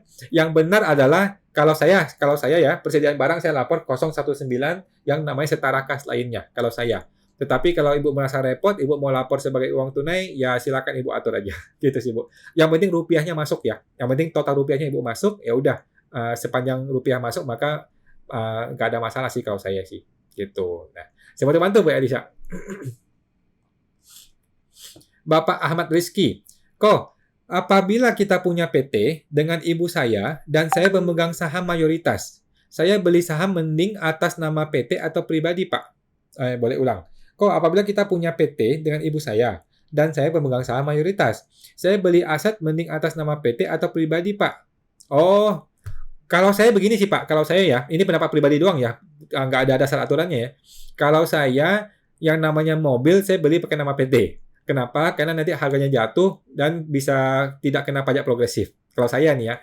Kemudian kalau properti, saya tidak beli pakai nama PT, saya pakai nama pribadi. Kenapa? Karena properti itu harganya naik. Ya, harganya naik, kemudian kalau PT kan nanti jadi apa namanya, nggak bisa SHM, hanya bisa SGB. Kalau nggak salah ya, SHGB kalau nggak salah. Gitu sih Pak. Kalau saya seperti itu, terutama mobil sih pakai PT supaya nggak kena progresif. Kalau saya seperti itu sih Pak. Itu pendapat pribadi Pak ya, bukan pendapat profesional. Gitu Pak. Nah, semua bantu Pak Ahmad Rizky. Ibu Susan 9053. Malam kawan, malam Bu Susan. Tolong tanya, kalau beberapa kali dapat hadiah undian tabungan yang diterima kan sudah dipotong pajak. Apa perlu dilaporkan? Kalau perlu bagaimana caranya? Jawaban saya perlu Bu, perlu dilaporkan ya. Ibu mesti minta bukti potong dari si bank ya. Minta bukti potong dari bank ya. Minta bukti potong dari bank itu Kemudian Ibu laporkan di lampiran 2, sebagai bukti potong. Gitu sih Bu, bukti potong di lampiran 2 di 1770-nya SPT tahunan Ibu. Kemungkinan akan ada kurang bayar Bu ya. Kemungkinan ada kurang bayar kalau bukti potong itu masih kurang daripada yang seharusnya dibayar. Gitu sih Bu. Nah, coba bantu Bu Susan. Lanjut, Ibu Variati. Malam Pak Wan, malam Bu Variati. Kalau omset sudah di atas 4,8 M, apakah harus buka PT PKP? Harus Bu ya, harus ya. Kalau omset sudah lebih dari 4,8, maka menurut aturan sudah harus jadi PKP. Gitu sih Bu. Kalau Ibu mau pecah omset juga bisa. Banyak orang menggunakan metode pecah omset. Jadi dia bikin 2 entitas, mungkin 2 PT atau 2 CV atau 1 OP, 1 PT, itu tinggal diatur aja. Gitu sih Bu. Nah, kalau mau lebih detail mungkin Ibu perlu ketemu konsultan pajak supaya lebih detail ya. Nah, karena PKP kan agak sensitif. Gitu Bu. Nah, semua teman-teman Bu Variati. Lanjut. Ibu N. Sumendap. Malam kawan, malam Bu Sumendap.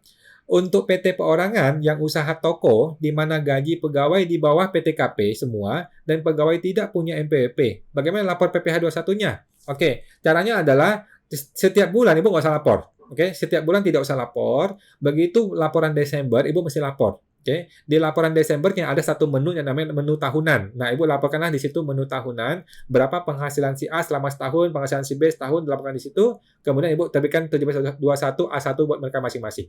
Gitu sih, Bu. Yang tiap bulan nggak usah lapor. Gitu. Nah, coba dibantu Ibu Sumendok.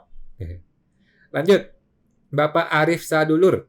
Pak Wan mau tanya, kalau UMKM nihil, lapor e-formnya gimana ya Pak? Soalnya gagal kirim terus. Makasih Pak. Oh, jadi begini Pak, banyak teman-teman yang mendapatkan caranya adalah laporkan di lampiran 3 Pak. Jadi tinggal Bapak laporkan di lampiran 3 ya. Di lampiran 3 di bagian PPh final, di bagian A, di nomor 16 Pak. Di nomor 16 yang penghasilan lain yang dikenakan pajak final, Bapak isi brutonya itu adalah bruto totalnya, kemudian PPh terutang, Bapak isi 0. Nah, banyak orang bilang itu berhasil, begitu Pak. Nah, kalau Bapak masih nggak berhasil, mungkin kita tunggu dulu ya. Kalau masih belum berhasil, ya udah kita tunggu dulu, mungkin beberapa minggu lagi atau beberapa hari lagi sudah ada update yang untuk e-formnya. Kalau saya sih masih nunggu. Gitu sih Pak. Nah, coba bantu Pak Arif. Ibu Ida Chandra, izin tanya kok. Bapak saya ada usaha toko kecil-kecilan. Tahun 2020, Bapak sudah meninggal. Usaha dijalankan Bapak dan Ibu. Jadi sekarang Ibu yang melanjutkan NPWP Bapak. Apakah perlu ada pelaporan kematian Bapak? Nah, jadi yang benar adalah si istri, si ibu, itu bikin NPWP. Itu satu. Kemudian si bapak lapor NPWP, lapor SPT tahunan tetapi nihil. Ya, yang SPT 2022 laporan nihil, hartanya sudah 0 karena sudah dipindahkan ke ibu. Kemudian si ibu bikin SPT tahunan. Si ibu bikin SPT tahunan, semua hartanya si bapak laporkanlah ke ibu, ke SPT-nya ibu. Kemudian bulan depannya si bapak bikinlah pencabutan NPWP. Gitu sih Bu. Yang benar seperti itu ya. Si ibu bikin NPWP, si bapak lapor SPT tetapi 0 hartanya, si ibu lapor SPT masukin semua harta dari mantan suami yang almarhum, kemudian cabut NPWP suami dengan bukti kematiannya, dengan akte kematiannya. Gitu sih Bu, setahu saya seperti itu. Nah, coba bantu Bu Ida. Lanjut. Bapak Agus Tobing 73. Malam kok, malam Pak Agus. WP UMKM bulan Januari dan Februari sudah terlanjur bayar. Maret sampai Juni tidak bayar lagi. Juli sampai Desember bayar lagi. Cara lapor SPT-nya bagaimana? Makasih kok. Oke. Jadi kalau Bapak mau betul Pak ya, yang Januari Bapak laporkanlah omset plus 500 juta. Oke. Yang Januari sudah dibayarkan, ditambahkanlah omsetnya 500 juta. Maka sudah clear di Januari. Februari sudah betul dikalikan 200 saja sebagai omsetnya.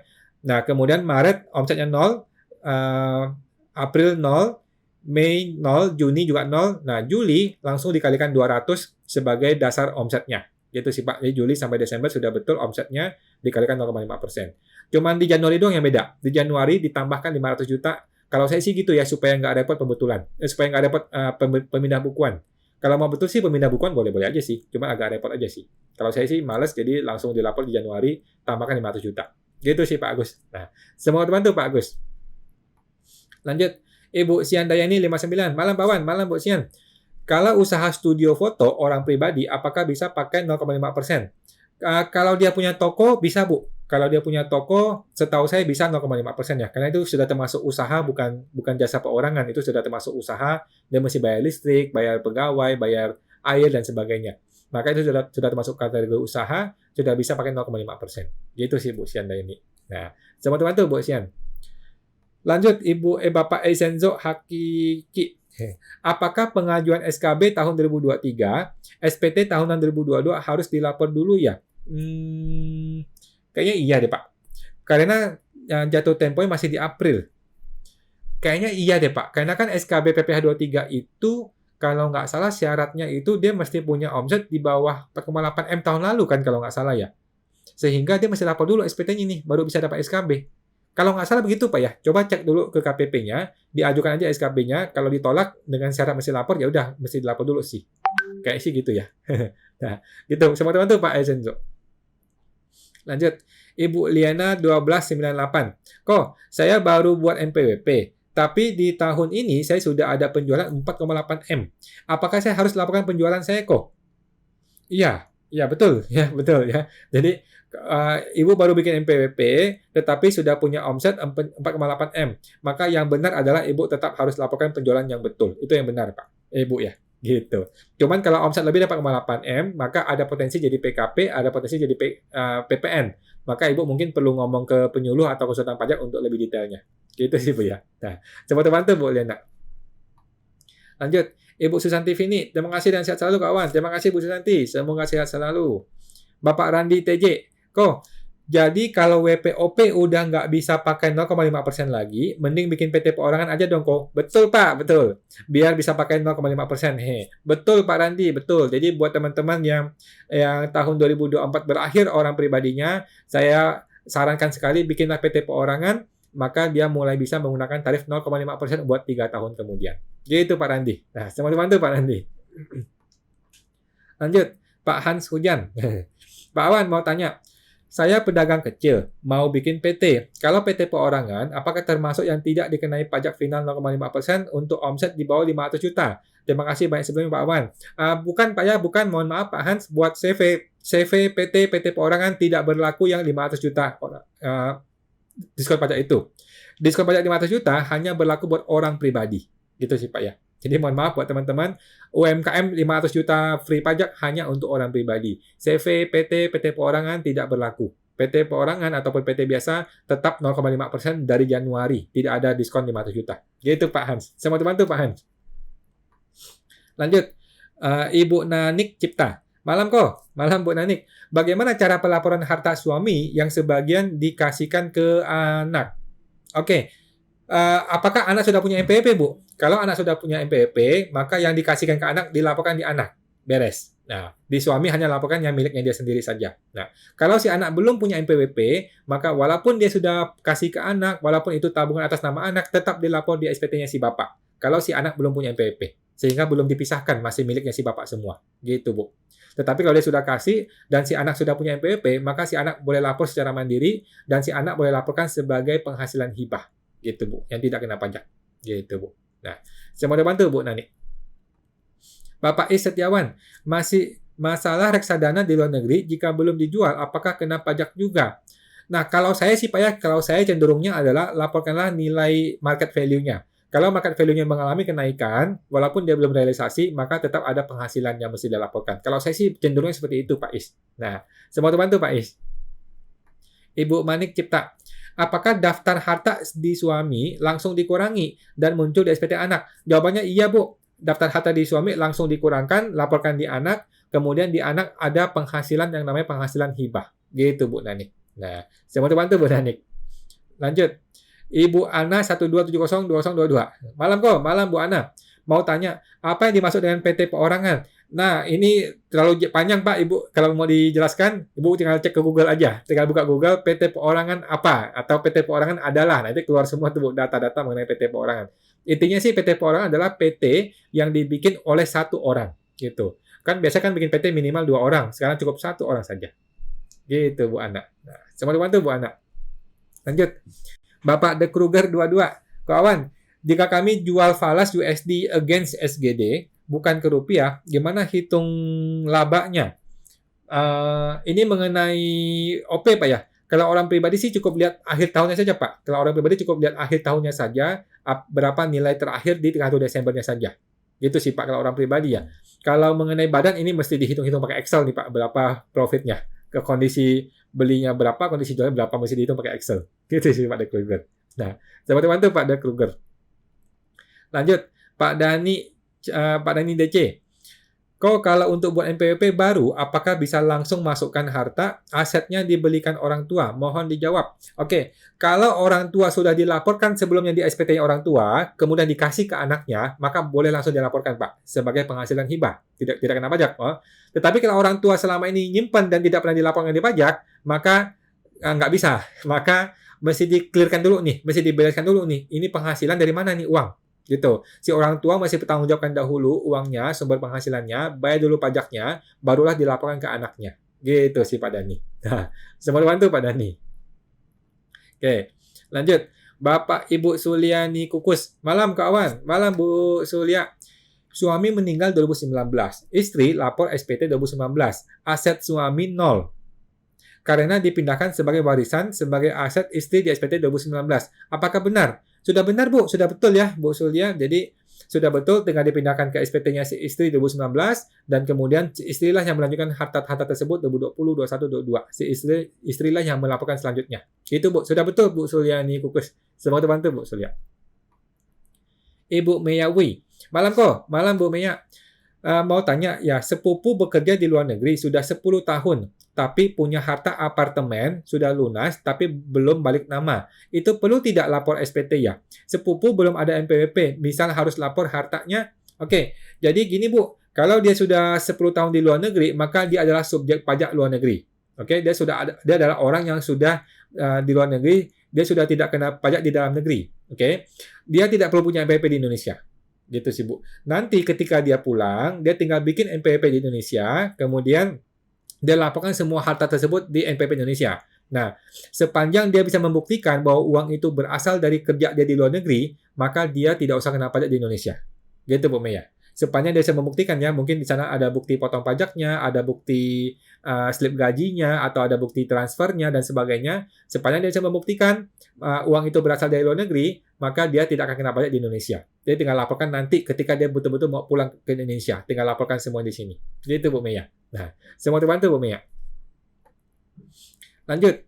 Ibu Siandayani 59. Pak Awan, kalau beli rumah atas nama papanya dan ini dicicil 24 bulan, tetapi uang cicilan itu dari anak yang kerja di luar negeri, gimana ya Pak cara pelaporan di SPT atas nama ortu? Jadi gini, ortu sudah betul Bu, dia tinggal laporkan harta ini, laporkanlah hutang banknya seperti biasa, tetapi yang pembayaran dari anak itu dia laporkan sebagai penghasilan hibah. Penghasilan yang bukan objek pajak, yang nomor 1 namanya hibah. Gitu Bu. Nanti dia tinggal laporkan, ini adalah hibah dari anak saya, yaitu sepanjang setahun ini berapa cicilan yang dibayar. Nah, itulah penghasilan hibah yang dia terima dari anaknya. Gitu. Kalau anak kandung nggak ada masalah, Bu. Nggak kena pajak. Gitu Bu Sian. Semoga bantu Bu Sian ini. Lanjut. Bapak Ceo Wesian, 25. Malam kok, malam Pak Ceo. Untuk proses pemeriksaan bisa langsung tanpa lewat SP2DK dulu ya? Jawabannya bisa Pak, suka-sukanya si KPP, suka-suka dia mau gimana. Ini pemeriksaan PT. PT tidak bisa ikut PPS 2, tetapi sudah ikut TA. Jadi harus bagaimana ya kok? Oke, jadi gini Pak Ceo, nggak usah khawatir, yang namanya pemeriksaan adalah hal yang biasa ya. Pemeriksaan itu hal yang biasa dalam rangka negara mau menguji kepatuhan kita. Oke, Bapak mesti ikuti prosedurnya dengan baik. Gitu. Dia minta data, kita kasih. Dia minta data apa, kita kasih. Karena ini berhubungan perusahaan ya, ini PT ya. Kalau PT kan pembukuan mesti lengkap. Nah, PT mesti pembukuan lengkap sehingga semua data yang dia minta kita kasih apa adanya. Gitu sih Pak. Nanti kalau ada temuan yang mesti kita bayar, ya udah kita bayar pajaknya. Gitu sih Pak Ceo. Sejauh Bapak masih sanggup membayar, maka nggak ada masalah. Tetapi kalau Bapak nggak sanggup bayar, Bapak bilang ke pemeriksaannya, mohon maaf Pak, ini saya nggak sanggup bayar karena masalah-masalah cash flow dan sebagainya. Tinggal disampaikan aja. Gitu. Tetapi nggak perlu tersinggung karena kita diperiksa tanpa SP2DK. Itu memang suka-sukanya si KPP. Suka-suka dia. Mau periksa kita, mau bukper kita, mau apa kita, nggak usah ada SP2DK. Suka-suka dia. Gitu Pak. Gitu. Nah, coba bantu Pak Ceo. Ibu Melani S90. Pak, mau tanya lagi. Kalau WPOP ada hutang dagang ke supplier, dilaporkan pada SPT 2022, bagaimana? Boleh Bu, boleh. Cuman hutang supplier ini mesti dua belah pihak. Kalau kita laporkan sebagai hutang supplier, pihak sana mesti laporkan sebagai piutang kepada kita. Gitu Bu. Jadi mesti cocok. Gitu. Kalau kita laporkan hutang di sana nggak lapor piutang, nanti nggak cocok. Dia jadi berantem. Gitu Bu. Kalau saya sih orang pribadi saya jarang sekali laporkan hutang supplier. Hampir tidak ada SPT OP saya yang saya laporkan hutang supplier. Gitu Pak. Ya gitu Bu. Karena nanti akan susah mencocokkan dengan pihak sananya, dengan pihak si suppliernya. Gitu. Karena kita lapor hutang, dia mesti lapor piutang. Kalau kita lapor piutang, dia mesti lapor hutang. Gitu sih, Bu. Nah, coba dibantu Bu Melani. Lanjut. Pak Jauhwang 48. Tanya lagi, Pak, kalau suami WPOP telah meninggal, apakah istri boleh langsung menggunakan MPP suami untuk bayar PPh dan lapor SPT? Boleh, Pak, silakan saja. Atau buat SPT baru dan harta di SPT suami langsung pindah ke SPT istri. Jadi sambil bertahap aja, Pak. Sambil bertahap aja. Istri bikin MPWP, kemudian setelah bikin MPWP, dia mulai bayar pajak pakai MPWP si istri. Gitu, Pak. Selama MPWP dia belum jadi, dia tetap boleh lanjut bayar pajak pakai MPWP suaminya. Silakan dilanjutkan. Nah, sambil proses ini, Pak. Sambil proses pemindahan MPWP ke MPWP istri. Gitu sih, Pak. Nanti kalau MPWP istri sudah jadi, ya udah dia tinggal bayar, lanjutkan pembayaran pakai MPWP istri. Gitu sih, Pak Jauhwang. Nah, semoga bantu Pak Jauhwang. Bapak De Kruger. Kawan, kalau kelebihan PPh 25 kita relakan, maka konsekuensi kita akan bayar pajak lebih terus meskipun bisnis mandek. Tidak, Pak, nggak begitu. Bapak coba hitung lagi, PPh 25 tahun depan, tahun berikutnya akan turun kok. Coba Bapak hitung lagi dengan cara yang benar. Mestinya nggak turun. Saya mesti bikin lagi video mengenai ini sih. Jadi banyak orang berpersepsi, kalau gua korbankan PPh 25-nya, maka tahun depan gua tetap akan LB. Padahal nggak begitu cara hitungnya. Ada juga orang berpikir, kalau PPh 23 gua korbankan, maka akan mengalami LB lagi tahun depan karena PPh 25 tetap tinggi. Itu jawabannya iya, tetapi masih bisa kita akalin. Mesti saya bikin lagi videonya nanti sih. Bisa diakalin itu, Pak. Jadi jangan Bapak mau PPh 25 tahun depan tetap tinggi, jangan mau, mesti Bapak turunkan. Gitu. Kalau memang kita punya bisnis turun gitu ya. Gitu. Coba bantu Pak De Kruger. Bapak Edwin Murtejo. Malam Pak Edwin. Untuk salam tahun 2022 tidak memiliki emiten. Saham tidak memiliki emiten dan transaksi sama sekali. Namun masih punya saldo. Apakah tetap akan dilaporkan dan lapor bagaimana pada saat SPT pribadi? Jawaban saya tetap perlu dilaporkan, Pak, dan Bapak perlu laporkan sesuai dengan saldo akhir 31 Desember 2022. Kalau saya sih market value-nya saja. Itu sih, Pak. Jadi market value di 31 Desember 2022 berapa nilai market value-nya itu yang saya laporkan. Kalau saham itu kan naik turun sudah tidak kena pajak, Pak. Karena kan saham itu adalah sudah kena PPh final. Gitu, Pak. Nanti Bapak tinggal laporkan nilai penjualan di bagian lampiran 3 kalau ada penjualannya. Gitu, Pak. Nah, coba bantu Pak Edwin. Lanjut.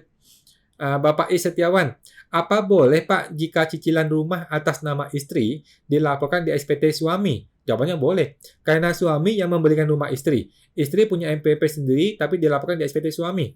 Jawaban saya boleh-boleh saja, Pak. Nggak ada masalah sih. Seringkali si istri dikirimin surat oleh pajak nih, Ibu ditemukan sebuah rumah kok nggak lapor. Ya tinggal bilang aja, ini harta suami saya sudah dilapor di SPT suami saya, gitu. Kenapa pakai nama istri? Ya karena dia cinta sama saya, gitu. Karena dia sayang sama saya, dia beli rumah pakai nama saya, gitu aja. Gitu, Pak. Semua dibantu, Pak Isetiawan. Bapak Fedensot. Kalau warisan rumah dari orang tua dari tahun 2013 yang belum punya MPWP dan sudah diatasnamakan ketiga anak-anaknya. Jika baru dilaporkan sekarang, apakah akan kena denda? Kalau kena denda, kena berapa? Nggak ada masalah, Pak. Yang namanya warisan itu sudah bukan objek pajak. Itu sudah clear, Pak. Mau diwariskan dulu sekarang, mau dilaporkannya dulu sekarang. Yang penting dia punya akte waris, dia punya bukti bahwa ini warisan, maka itu sudah bukan objek pajak. Gitu sih, Pak. Nah, saya mau bantu Pak Fedenzer. Bapak De Kruger 22. Kawan, sekali lagi merelakan LBPP 25, maka seterusnya akan LB selama laba nggak melonjak. Gimana solusinya? Enggak, Pak, enggak begitu. PP25 tetap akan turun kalaupun Bapak merelakan PP25 tahun ini. Coba deh Bapak hitung nanti. Cara menghitung PP25 tahun berikutnya. Coba deh Bapak hitung nanti ya. Harusnya turun tahun depannya. Gitu, Pak.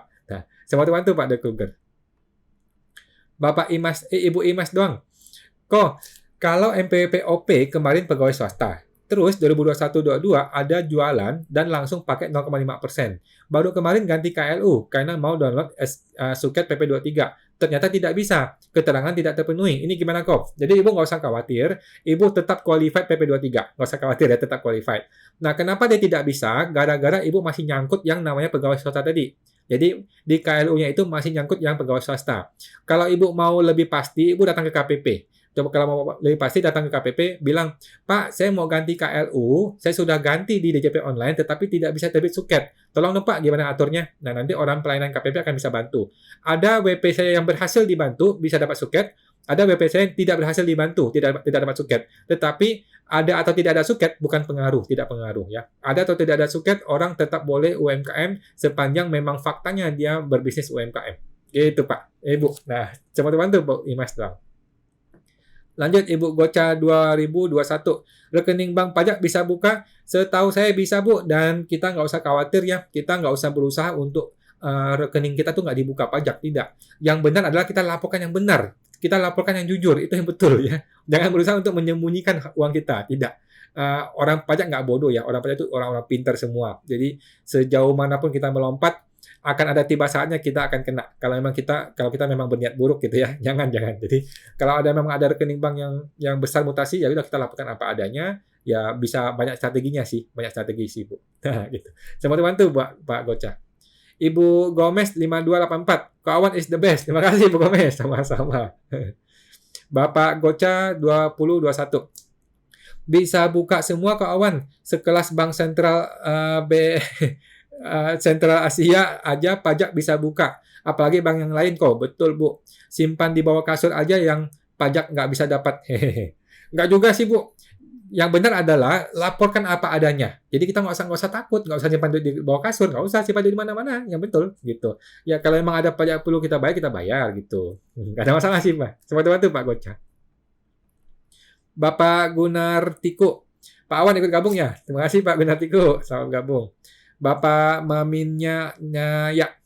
Kok kalau wajarnya kalau kita hitung omset final, kita asumsikan laba berapa persen supaya wajar di mata fiskus. Nah, yang namanya wajar adalah ikuti kondisi sebenarnya. Itu sebenarnya. Cuman orang pajak kan nggak tahu nih kita gimana kondisi sebenarnya. Maka orang pajak berpatokan pada satu tabel yang namanya tabel norma. Tabel norma itu per berapa ya? Per 17 tahun 2016 kalau nggak salah ya. Lupa saya per berapa. Ada namanya tabel norma. Nah, di dalam tabel norma itu sudah dijelaskan, oh, orang dagang baju 30%, orang dagang elektronik 30%, orang dagang makanan mungkin berapa persen gitu. Sudah ada tabelnya, gitu sih Bu. Nah, kalau Ibu mau cek kewajaran, coba cek ke tabel normanya. Kalau nggak salah per 17 tahun 2015 deh. Di tabel normanya itu Ibu cek, si Ibu ini kategorinya berapa persen. Nah, kalau Ibu sudah sesuai itu, maka Ibu sudah dianggap wajar. Kalau melebihi itu berarti nggak wajar. Itu sih, Bu. Nah, teman-teman tuh Bu Mamiya. Lanjut, Ibu Melani. Terima kasih Pak Wan, sehat selalu. Terima kasih Bu Melani, sama-sama. Ibu Elisa, makasih kok, sama-sama Bu Elisa. Bapak I Setiawan. Kalau ditutup NPWP, jika orang sudah meninggal, masih ada rumah, jadi harus gimana? Ahli waris istri dan anak, sedangkan istri tidak punya NPWP. Nah, jadi gini Pak, kalau dia masih punya rumah, nggak bisa hapus tuh NPWP. Nggak bisa hapus. Jadi dia tetap lapor aja nihil. Gitu. Kecuali dia betul-betul mau diwariskan. Nah, kalau diwariskan, maka si istri dan si anak mesti punya NPWP. Laporkanlah di masing-masing mereka sesuai dengan komposisi mereka masing-masing. Itu yang benar sih, Pak. Gitu. Kalau dia nggak mau, ya udah. Tetap dilapor di SPT-nya si almarhum. Sepanjang belum terblokir, ya nggak ada masalah. Cuman saya khawatir tetap keblokir. Gara-gara nomor NIK sama NPWP kan sudah nyambung. Gitu, Pak. Nah, semua-semua tuh Pak Setiawan. Lanjut. Pak De Kruger 22. Kok Awan, kalau bunga bank, apa wajib minta bukti potong? Jawabannya wajib. Waduh, capek inputnya ke SPT. Betul, Pak. Betul ya. Ya, bunga bank kecil sih nggak usah lah, Pak. Kalau bunga bank kecil-kecil nggak usah. Tapi kalau bunga banknya besar, sampai ratusan juta atau puluhan juta, ya ada baiknya Bapak mungkin perlu dimintain bukti potongnya ya. Tapi pada dasarnya sih, bunga bank tercatat dengan baik di buku bank ya. Akan dimutasi bank, tercatat dengan baik kan dimutasi bank. Kalaupun nggak ada bukti potong, ya Bapak tetap bisa buktikan itu sudah dipotong pajak kok. Gitu sih, Pak. Teman-teman tuh Pak De Kruger. Bapak De Kruger 22. Kok Awan, bukti potong dari bank untuk tahun pajak 2022, kok belum ada di e-Bupot unifikasi ya, Pak? Kadang-kadang ada, kadang-kadang enggak, Pak. Jadi ya, pelan-pelan lah. Kadang-kadang ada, kadang-kadang enggak. Kalau emang ada ya bagus. Kalau enggak ada, Bapak masih mau cari, ya udah Pak minta ke bank. Minta ke bank, nanti mereka bikinkan. Gitu sih Pak. Kadang-kadang malas juga orang banknya juga kadang-kadang nggak rapi ya. Nggak semua bank rapi ya teman-teman. Tidak semua bank tuh rapi. Banyak bank yang berantakan. Teman-teman tuh pada Kruger. Lanjut Pak Di Chandra. Pak Wan, untuk PT lapornya pakai e-form apa ISPT PPH Badan 1771? Jawabannya e-form Pak. Sekarang ISPT Badan sudah nggak bisa dipakai, semuanya sudah pakai e-form. Gitu Pak Di Chandra. Nggak bisa lagi pakai ISPT. Nah, semoga bantu Pak Chandra. Lanjut Pak Is Setiawan. Untuk lapor SPT orang yang sudah meninggal, apa perlu lampirkan akte kematian? Nggak perlu sih Pak, nggak perlu sih. Kalau Bapak mau cabut NPWP, barulah minta akte kematian. Nah, kalau mau penutupan NPWP, permohonan untuk NPWP, maka perlu minta akte kematian. Perlu dilampirkan akte kematian, NPWP asli mesti dikembalikan, fotokopi KTP, fotokopi KK, dan mungkin SPT si istrinya kalau memang si istri sebagai ahli waris. Gitu sih Pak Is. Nah, semua teman tuh Pak Is. Lanjut, Ibu Farida Handoyo 74. Kalau masing-masing suami istri memiliki punya NPWP boleh? Boleh, Bu. Jadi, seorang istri itu boleh punya NPWP gara-gara dua hal. Yang pertama adalah pisah harta. Jadi si istri punya perjanjian pisah harta sebelum menikah, maka dia wajib punya NPWP sendiri. Yang kedua adalah karena istri memilih terpisah atau MT. Ya, jadi seorang istri walaupun dia tidak pisah harta, dia boleh memilih untuk kewajiban perpajakannya sendiri. Maka dia disebutnya MT, memilih terpisah. Jadi PHMT, nggak ada masalah, boleh-boleh saja istri punya NPWP sendiri. Gitu Bu Faidah. Semua teman tuh Bu Faidah. Ibu Wu Suparto, Bapak, malam Bu Suparto. PT orang pribadi yang Ko Awan masukkan tadi, bukan toko offline gitu, bisa? Bisa Pak, nggak ada masalah. Atau jual online gitu bisa buat PT orang pribadi? Bisa Pak, siapa saja warga negara Indonesia boleh bikin PT perorangan. Nggak harus punya toko, nggak harus tidak punya toko, boleh online, boleh offline, siapa saja. Tidak ada diskriminasi ya, orang boleh punya PT perorangan. Silakan Pak diurus. Cuma bantu Pak Bu Suparto. Lanjut Pak PT Joni. Malam Pak Joni. Mau tanya, UMKM di bawah 4,8 M sudah terlanjur bayar 0,5% sampai bulan November 2022. Bagaimana cara lapornya? Terima kasih. Caranya gampang, Pak. Yang bulan Januari yang harusnya nggak usah bayar, nah Bapak kan laporkan nanti omsetnya tuh. Bapak laporkanlah omsetnya, dilaporkan tambahin 500 juta. Udah beres, Pak. Ya, di omset Januari ditambahkan 500 juta, selesai urusannya. Yang Februari sudah betul, Maret sudah betul, sampai November sudah betul. Yang Desember nggak usah bayar lah, gitu Pak. Nah, gitu. Coba bantu Pak Joni. Bapak Farida Handoyo, Ibu. Nah, terima kasih kok atas sharing luar biasa. Terima kasih, Ibu. Terima kasih, sama-sama. Bapak Is Setiawan, jadi kalau reksadana per 31 Desember naik dan saya tidak jual, jika mau bayar pajaknya, dihitung nilai per 31 Desember, dikurangi nilai yang tercantum di SPT tahun lalu. Betul Pak, betul. Kalau saya gitu ya. Jadi SPT 2022 ini nilainya berapa market value-nya, dikurangkan dengan tahun lalu, itu adalah profit-nya. Itu kan? Itu adalah profit-nya. By the way, reksadana itu tidak kena pajak Pak ya. By the way, reksadana tidak kena pajak. Reksadana adalah bukan objek pajak. Gitu Pak. Nah, jadi penghasilan dari reksadana kenaikannya sudah tidak kena pajak. Gitu. Nah, semua teman tuh Pak Is Setiawan. Lanjut. Ibu Meyawi, sambung yang tadi kawan. Sepupu kerja di hotel 10 tahun di Dubai, Maldives, Qatar, jadi bukti transfer salarinya masuk ke bank sepupu saya, apa itu bisa jadi bukti untuk nanti lapor SPT Indonesia? Thank you kawan. Jawabannya bisa Bu, kan itu kan rekening luar negeri kan? Itu rekening luar negeri bisa dibuktikan kok. Gitu. Nah cuman by the way di PMK 18 kalau nggak salah ya, WP luar negeri, kalau dia mau jadi SPLN, dia mesti bikin sebuah surat. Bikin surat supaya dia bisa SPLN. Itu kalau dia sudah punya NPWP ya. Tetapi berhubung saudara ibu ini tidak punya NPWP, maka nggak usah. Kalau dia belum punya NPWP, nggak usah bikin dulu. Nanti kalau dia pulang ke Indonesia, silakan bikin NPWP dan laporkanlah semua harta dia, dan dia kasih tahu ke pajak bahwa ini dari luar negeri, dia tidak usah kena pajak di Indonesia. Itu Bu Meya. Nah, teman-teman tuh Bu Meya. Lanjut. Bapak Dewintara. Kalau anak kerja di luar negeri, dan belum punya NPWP di Indo. Mau beli properti di Indo, pelaporannya gimana? Jadi kalau beli saham TBK, dia kerja di luar negeri dan belum punya NPWP di Indo, mau beli properti. Kalau saya sih Pak ya, kalau saran saya ya, nggak usah beli dulu deh properti di luar negeri, di Indonesia. Mending dia uang taruh di luar negeri dulu, nanti dia masuk ke Indonesia, dia bawa uangnya, baru dia beli di Indonesia. Baru dia beli. Nah, kalau dia buru-buru mau beli sekarang, maka dia perlu bikin NPWP di Indonesia. Gitu Pak. Nggak ada masalah sih. Tinggal bikin NPWP di Indonesia, belilah properti di Indonesia, uangnya ditransfer dari sana ke sini, nggak ada masalah sih. Gitu sih. Cuman nanti kalau dia mau bayar pajak supaya dia tidak kena pajak di Indonesia, dia mesti mengajukan SPLN, mengajukan subjek pajak luar negeri, ada suratnya dia mesti ajukan ke KPP. Gitu, Pak. Nah, siapa bantu Pak di Bintara. Lanjut Pak Randi TJ. Kalau PT baru berdiri nih, nggak ada karyawan, omsetnya 300 sampai 500 juta setahunnya. Boleh pakai 0,5% atau pakai tarif PPh badan normal 31E. Kalau PT bebas Pak, Bapak boleh pilih. Bapak tinggal pilih mau 0,5% boleh atau mau pakai tarif yang 31E boleh. Tinggal dihitung aja mana yang lebih efisien. Gitu sih Pak, mana yang lebih murah aja sih. Tinggal dipilih. Kalau saya pilih yang PPh final. Karena aspek kemudahan akan lebih baik di PPh final. Jadi itu Pak Randy. Nah, semua teman-teman Pak Randy.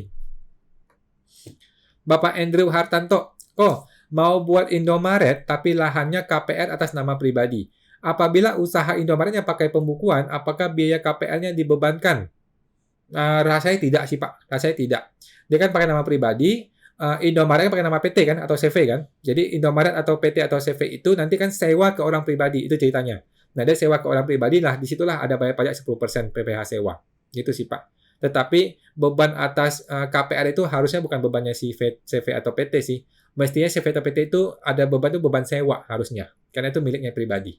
Gitu sih Pak Andrew. Nah, sama teman tuh Pak Andrew. Bapak Gunatiko kawan. Ya Pak, gimana Pak? Pak Randi, makasih banyak kawan. Amazing sharingnya. Pajak kuat Indonesia maju. Keep it up. Terima kasih Pak Randi. Lanjut terus. Terima kasih sama-sama. Bapak I Setiawan, kalau jasa bagaimana nilai wajarnya yang untuk disimpan? Gimana Pak? Jasa ya. Jasa juga ada KLU-nya Pak. Jasa juga ada KLU-nya. Biasanya 50%. Kalau jasa sebagai konsultan pajak, pengacara, dokter, biasanya pakai angka 50%. Gitu sih Pak Setiawan. Kalau memang lebih dari 50% sebenarnya nggak apa-apa sebenarnya. Yang penting dia bisa berargumen aja.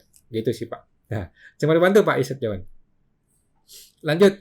Ibu Mary 1403. Pak, untuk yang sudah punya NPWP, apa harus dirubah ke NIK juga? Tidak perlu, Bu. Jadi yang sudah punya NPWP, yang perlu dilakukan adalah validasi NIK.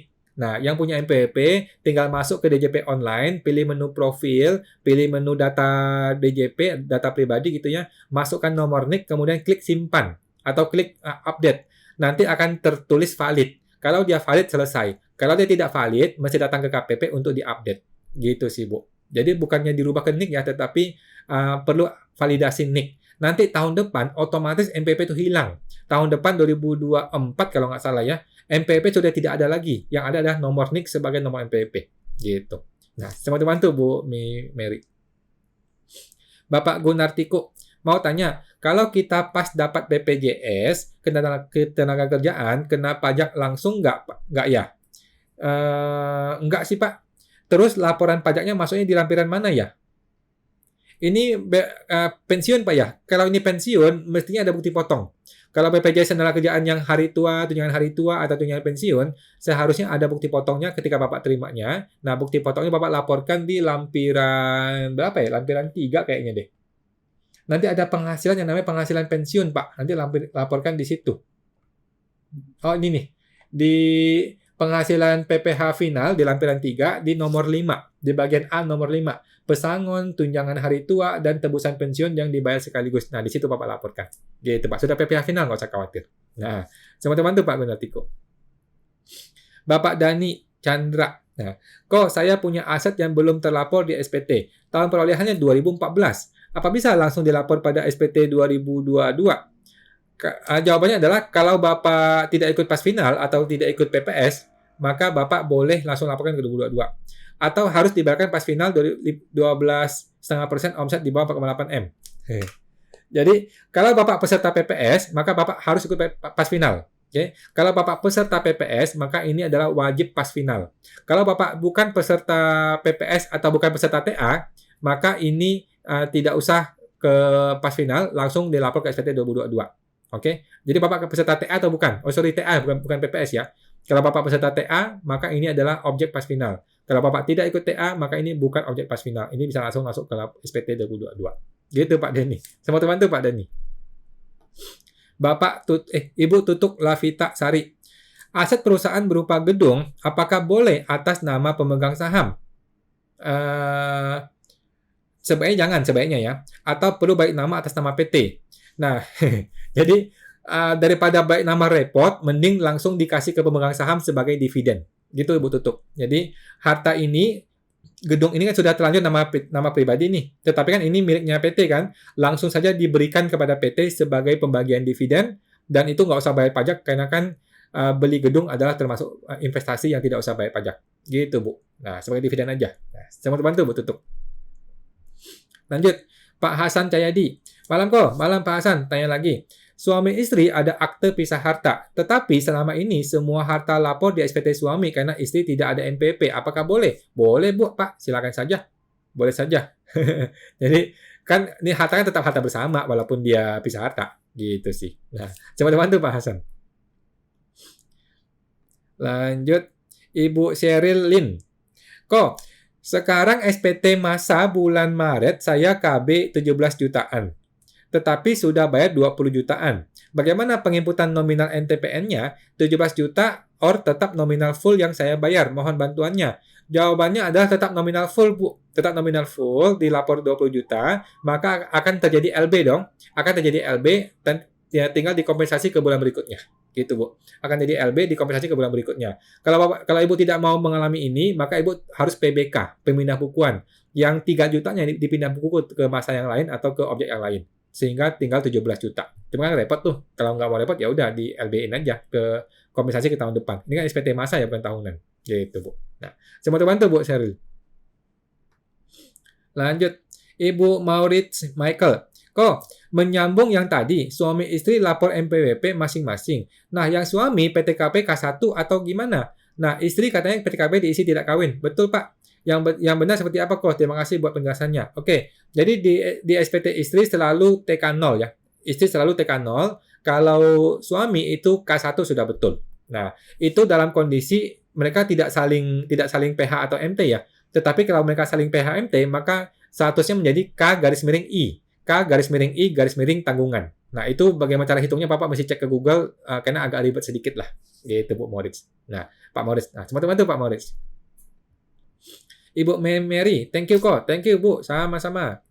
Ibu Sheryl Lin, karena KB total bulan Maretnya 20 jutaan, karena ada kompen di bulan Februari 2 jutaan. Tapi admin lupa potong kompennya, sehingga KB di bulan Maret tetap ditulis full 20 jutaan. Nah, sudah betul Bu. Jadi, di-fullkan saja, nanti akan terjadi LB. Terjadi LB, kompensasi lagi ke bulan berikutnya. Nggak ada masalah. Itu Bu. Nah, bantu Bu Sheryl. Lanjut, Ibu Perkasa Eka. Bapak Perkasa Eka, malam Pak. Kalau buat CV, dari CV ini buka faktur pajak untuk NPWP saya, tapi tidak ada laba, bolehkah? Boleh-boleh saja sih Pak, tetapi dalam rangka apa ini? Mesti cek motifnya, kenapa dilakukan seperti itu? Kenapa nggak CV langsung jualan saja kepada end user? Gitu sih Pak. Nggak ada masalah sebenarnya, gitu sih Pak. Nah, sama teman-teman tuh Pak Perkasa. Lanjut, Ibu Listiane, saham kalau belum lapor apa harus ikut TA ya? TA sudah tidak ada Bu, jadi mohon maaf TA dan PPS sudah tidak ada ya. Jadi kalau belum dilapor maka dia bisa dilapor ke SPT pembetulan atau ke pas final atau langsung ke SPT yang terbaru ini juga bisa sih. Tinggal dicek aja asal muasal dari saham tersebut. Gitu Bu. Nah, teman-teman tuh Bu Listiane. Bapak Danis Chandra. Malam Pak Dani. Kalau mau konsultasi privat via Zoom bisa kok. Kalau bisa buat janji di mana? Kalau buat janji saya sudah tidak bisa, mending online aja Pak. Nah, mohon dijawab kok. Ya, tinggal ke DM aja Pak. Bapak tinggal chatting ke saya, ke DM aja, ke message di IG ini bisa. Kalau nggak di website juga banyak, bisa juga. Bisa di chatting juga Pak. Atau di email juga bisa. Atau di WA juga bisa. Nah, tetapi saya sudah nggak ada offline sih. Kebanyakan online aja sih. Lebih enak online lah Pak. Nah, teman-teman tuh Pak Dani.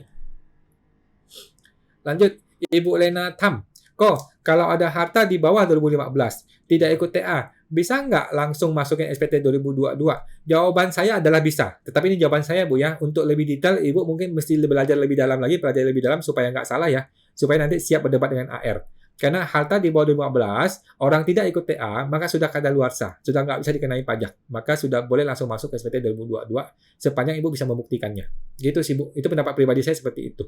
Nah, semoga bantu, Bu Lena. Ibu Imas doang. Sehat selalu kok, jangan lupa minum dulu. Ya, Bu Imas, terima kasih. Ibu Listiane, thanks kok, GBU. Ya, terima kasih Bu, terima kasih sama-sama.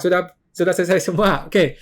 Terima kasih teman-teman ya. Hari sampai hampir jam 10 loh. Luar biasa. Ini kayak live IG yang paling panjang dan paling lama. Luar biasa teman-teman ya. Terima kasih sudah hadir semua buat teman-teman yang sudah meluangkan waktunya. Kita akan ketemu lagi minggu depan ya secara gratis di live Instagram Pajak Smart jam 8 malam hari Senin. Walaupun satu hari setelah Imlek saya tetap masuk ya. Nggak ada libur untuk live Instagram.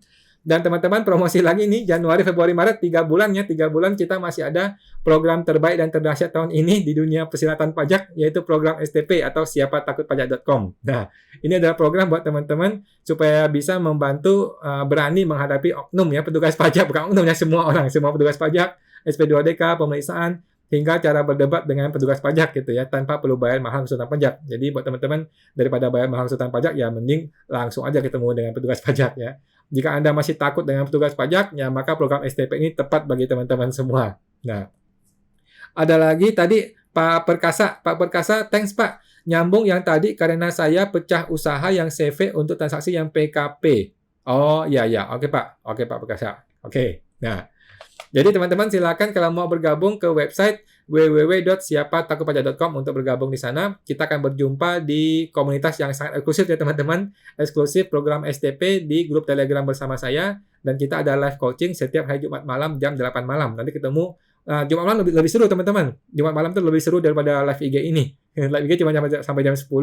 Kalau live coachingnya PSTP bisa sampai jam 12 malam. Oke, itu teman-teman ya. Segera bergabung di siapatakutpajak.com teman-teman. Jangan sampai ketinggalan ikut komunitas yang sangat eksklusif ini. Oke, Ibu Jane Surjani, thank you kawan. Bisa diulang di mana ya? Apa di YouTube ada? Nah, video ini Bu, video yang sekarang ini akan ada di live IG sekarang juga setelah ini dan juga akan ada di YouTube besok siang. Oke, jadi video ini akan ada di YouTube Pajak Smart besok siang. Kita edit dulu. Gitu, Bu. Nah, terima kasih Bu Jane. Ibu Gomez, terima kasih kok. You are the best. Terima kasih Bu Gomez, terima kasih. Sama-sama. Bapak EFRAIM. Kok dividen OP tahun 1 lupa realisasi. Tahun kedua lapor realisasi. Tahun satunya kena pajak nggak kok? Waduh. Sampai sekarang Pak ya kita masih belum tahu nih untuk orang-orang yang tidak rapor yang tahun pertama apa yang terjadi. Mudah-mudahan sih nggak kena. Tetapi kalau si AR-nya itu rese, pasti suruh bayar 10%. Karena sudah gagal lapor. Sudah gagal memenuhi formalnya. Gitu sih Pak. Jadi ya udahlah. Ya siap-siap aja sih Pak. Kalau emang kena pajak, kena panggil AR, ya ketahuan ya sudah. Terpaksa dibayar. Mau gimana? Gitu Pak. Semoga kita bantu Pak M. Ibu Lolita Maya. STP itu biasa untuk diri sendiri buat nangani pembuatan SPT tahunan WPOP dan badan milik sendiri. Sebenarnya bisa Bu Lolita. Cuman tidak memadai ya. Karena kan waktu nggak cukup. Karena kan STP ini cuma ada grup Telegram, bisa tanya jawab doang, dan ada live coaching Jumat malam cuma 1 kali doang seminggu. Tidak akan cukup kalau Ibu betul-betul mau belajar untuk bikin SPT. Mungkin nggak cukup ya. Nah, kalau Ibu mau sih boleh juga. Cuman kita bisa diskusi, bisa langsung tanya jawab juga di Jumat malam. Tetapi kalau betul-betul mau komprehensif, melaporkan SPT badan secara lengkap, nggak cukup waktunya Bu. Mungkin itu perlu private atau konsultan pajak atau ke penyuluh. Itu boleh tak? Ya, waktunya sih. Nah, coba teman-teman boleh tak? Ibu Jane Surjani, terima kasih banyak Pak Wan. Sehat selalu, diberkahi Tuhan. Ya, terima kasih Bu Jane. Terima kasih teman-teman semua ya. Terima kasih semua sudah bergabung dan kita jumpa lagi di Senin depan. Dan selamat merayakan Hari Imlek buat teman-teman yang merayakannya buat Jumat depan. Oke, ada lagi pertanyaan dari Pak Joni. Maaf kok, UMKM di bawah 4,8 M yang terlanjur bayar sampai November, cara lapor SPT gimana ya? Cara pertama adalah Bapak join ke STP aja Pak, join ke program STP. Di situ saya setiap Jumat sudah saya jelaskan, join ke program STP atau nanti di grup Telegram kita dijelaskan di situ Pak. Caranya gampang, yang Januari ditambahkan 500 juta caranya. Kemudian Ibu Ali Sanaga, mobil dan properti bisa dimasukkan sebagai modal ke PT? Jawabannya bisa Bu, jawabannya bisa. Tetapi kalau properti kan masih balik nama. Properti balik nama tuh kena 5% pembeli. Itu agak repot sih Bu. Nah, kalau saya sih nggak terlalu perlu ya properti untuk dijadikan modal ke PT. Itu Bu Ali, Pak Ali, sama teman-teman Pak Ali. Ibu Siandayani, kalau ikut STP itu bayar berapa ya Pak? Nah, bayarnya cuma 999.000. Nah, bayar 999.000 Bu Sian, tinggal masuk ke www.siapatakutpajak.com ya. www.siapatakutpajak.com, nanti di sana ada instruksinya lebih jelas lagi di sana. Gitu Bu Sian. Semua teman-teman Bu Sian, selamat bergabung Bu. Ibu Susanti Vini, daftar nominatif itu yang di PPh 21 dan PPh 23. Jadi daftar nominatif itu gini, Bu. Daftar nominatif itu adalah untuk biaya promosi. Jadi untuk biaya promosi kayak barang-barang sampel, kemudian kita kasih hadiah. Nah, itu kan dipotong ataupun tidak dipotong, itu perlu disiapkan daftar nominatif. Kemudian biaya entertain yang gitu-gitu tuh perlu daftar nominatif gitu, Bu. Nah, itu mesti dilaporkan di SPT tahunan gitu. Nah, itu Bu Santi, teman-teman tuh Bu Santi ini. Oke, teman-teman, itu aja teman-teman ya. Sudah hampir tepat jam 10 sekarang ya. Terima kasih semua sudah bergabung. Kita akan berjumpa lagi Senin depan jam 8 malam seperti biasa. Mari teman-teman, sampai jumpa. Terima kasih semua. Mari.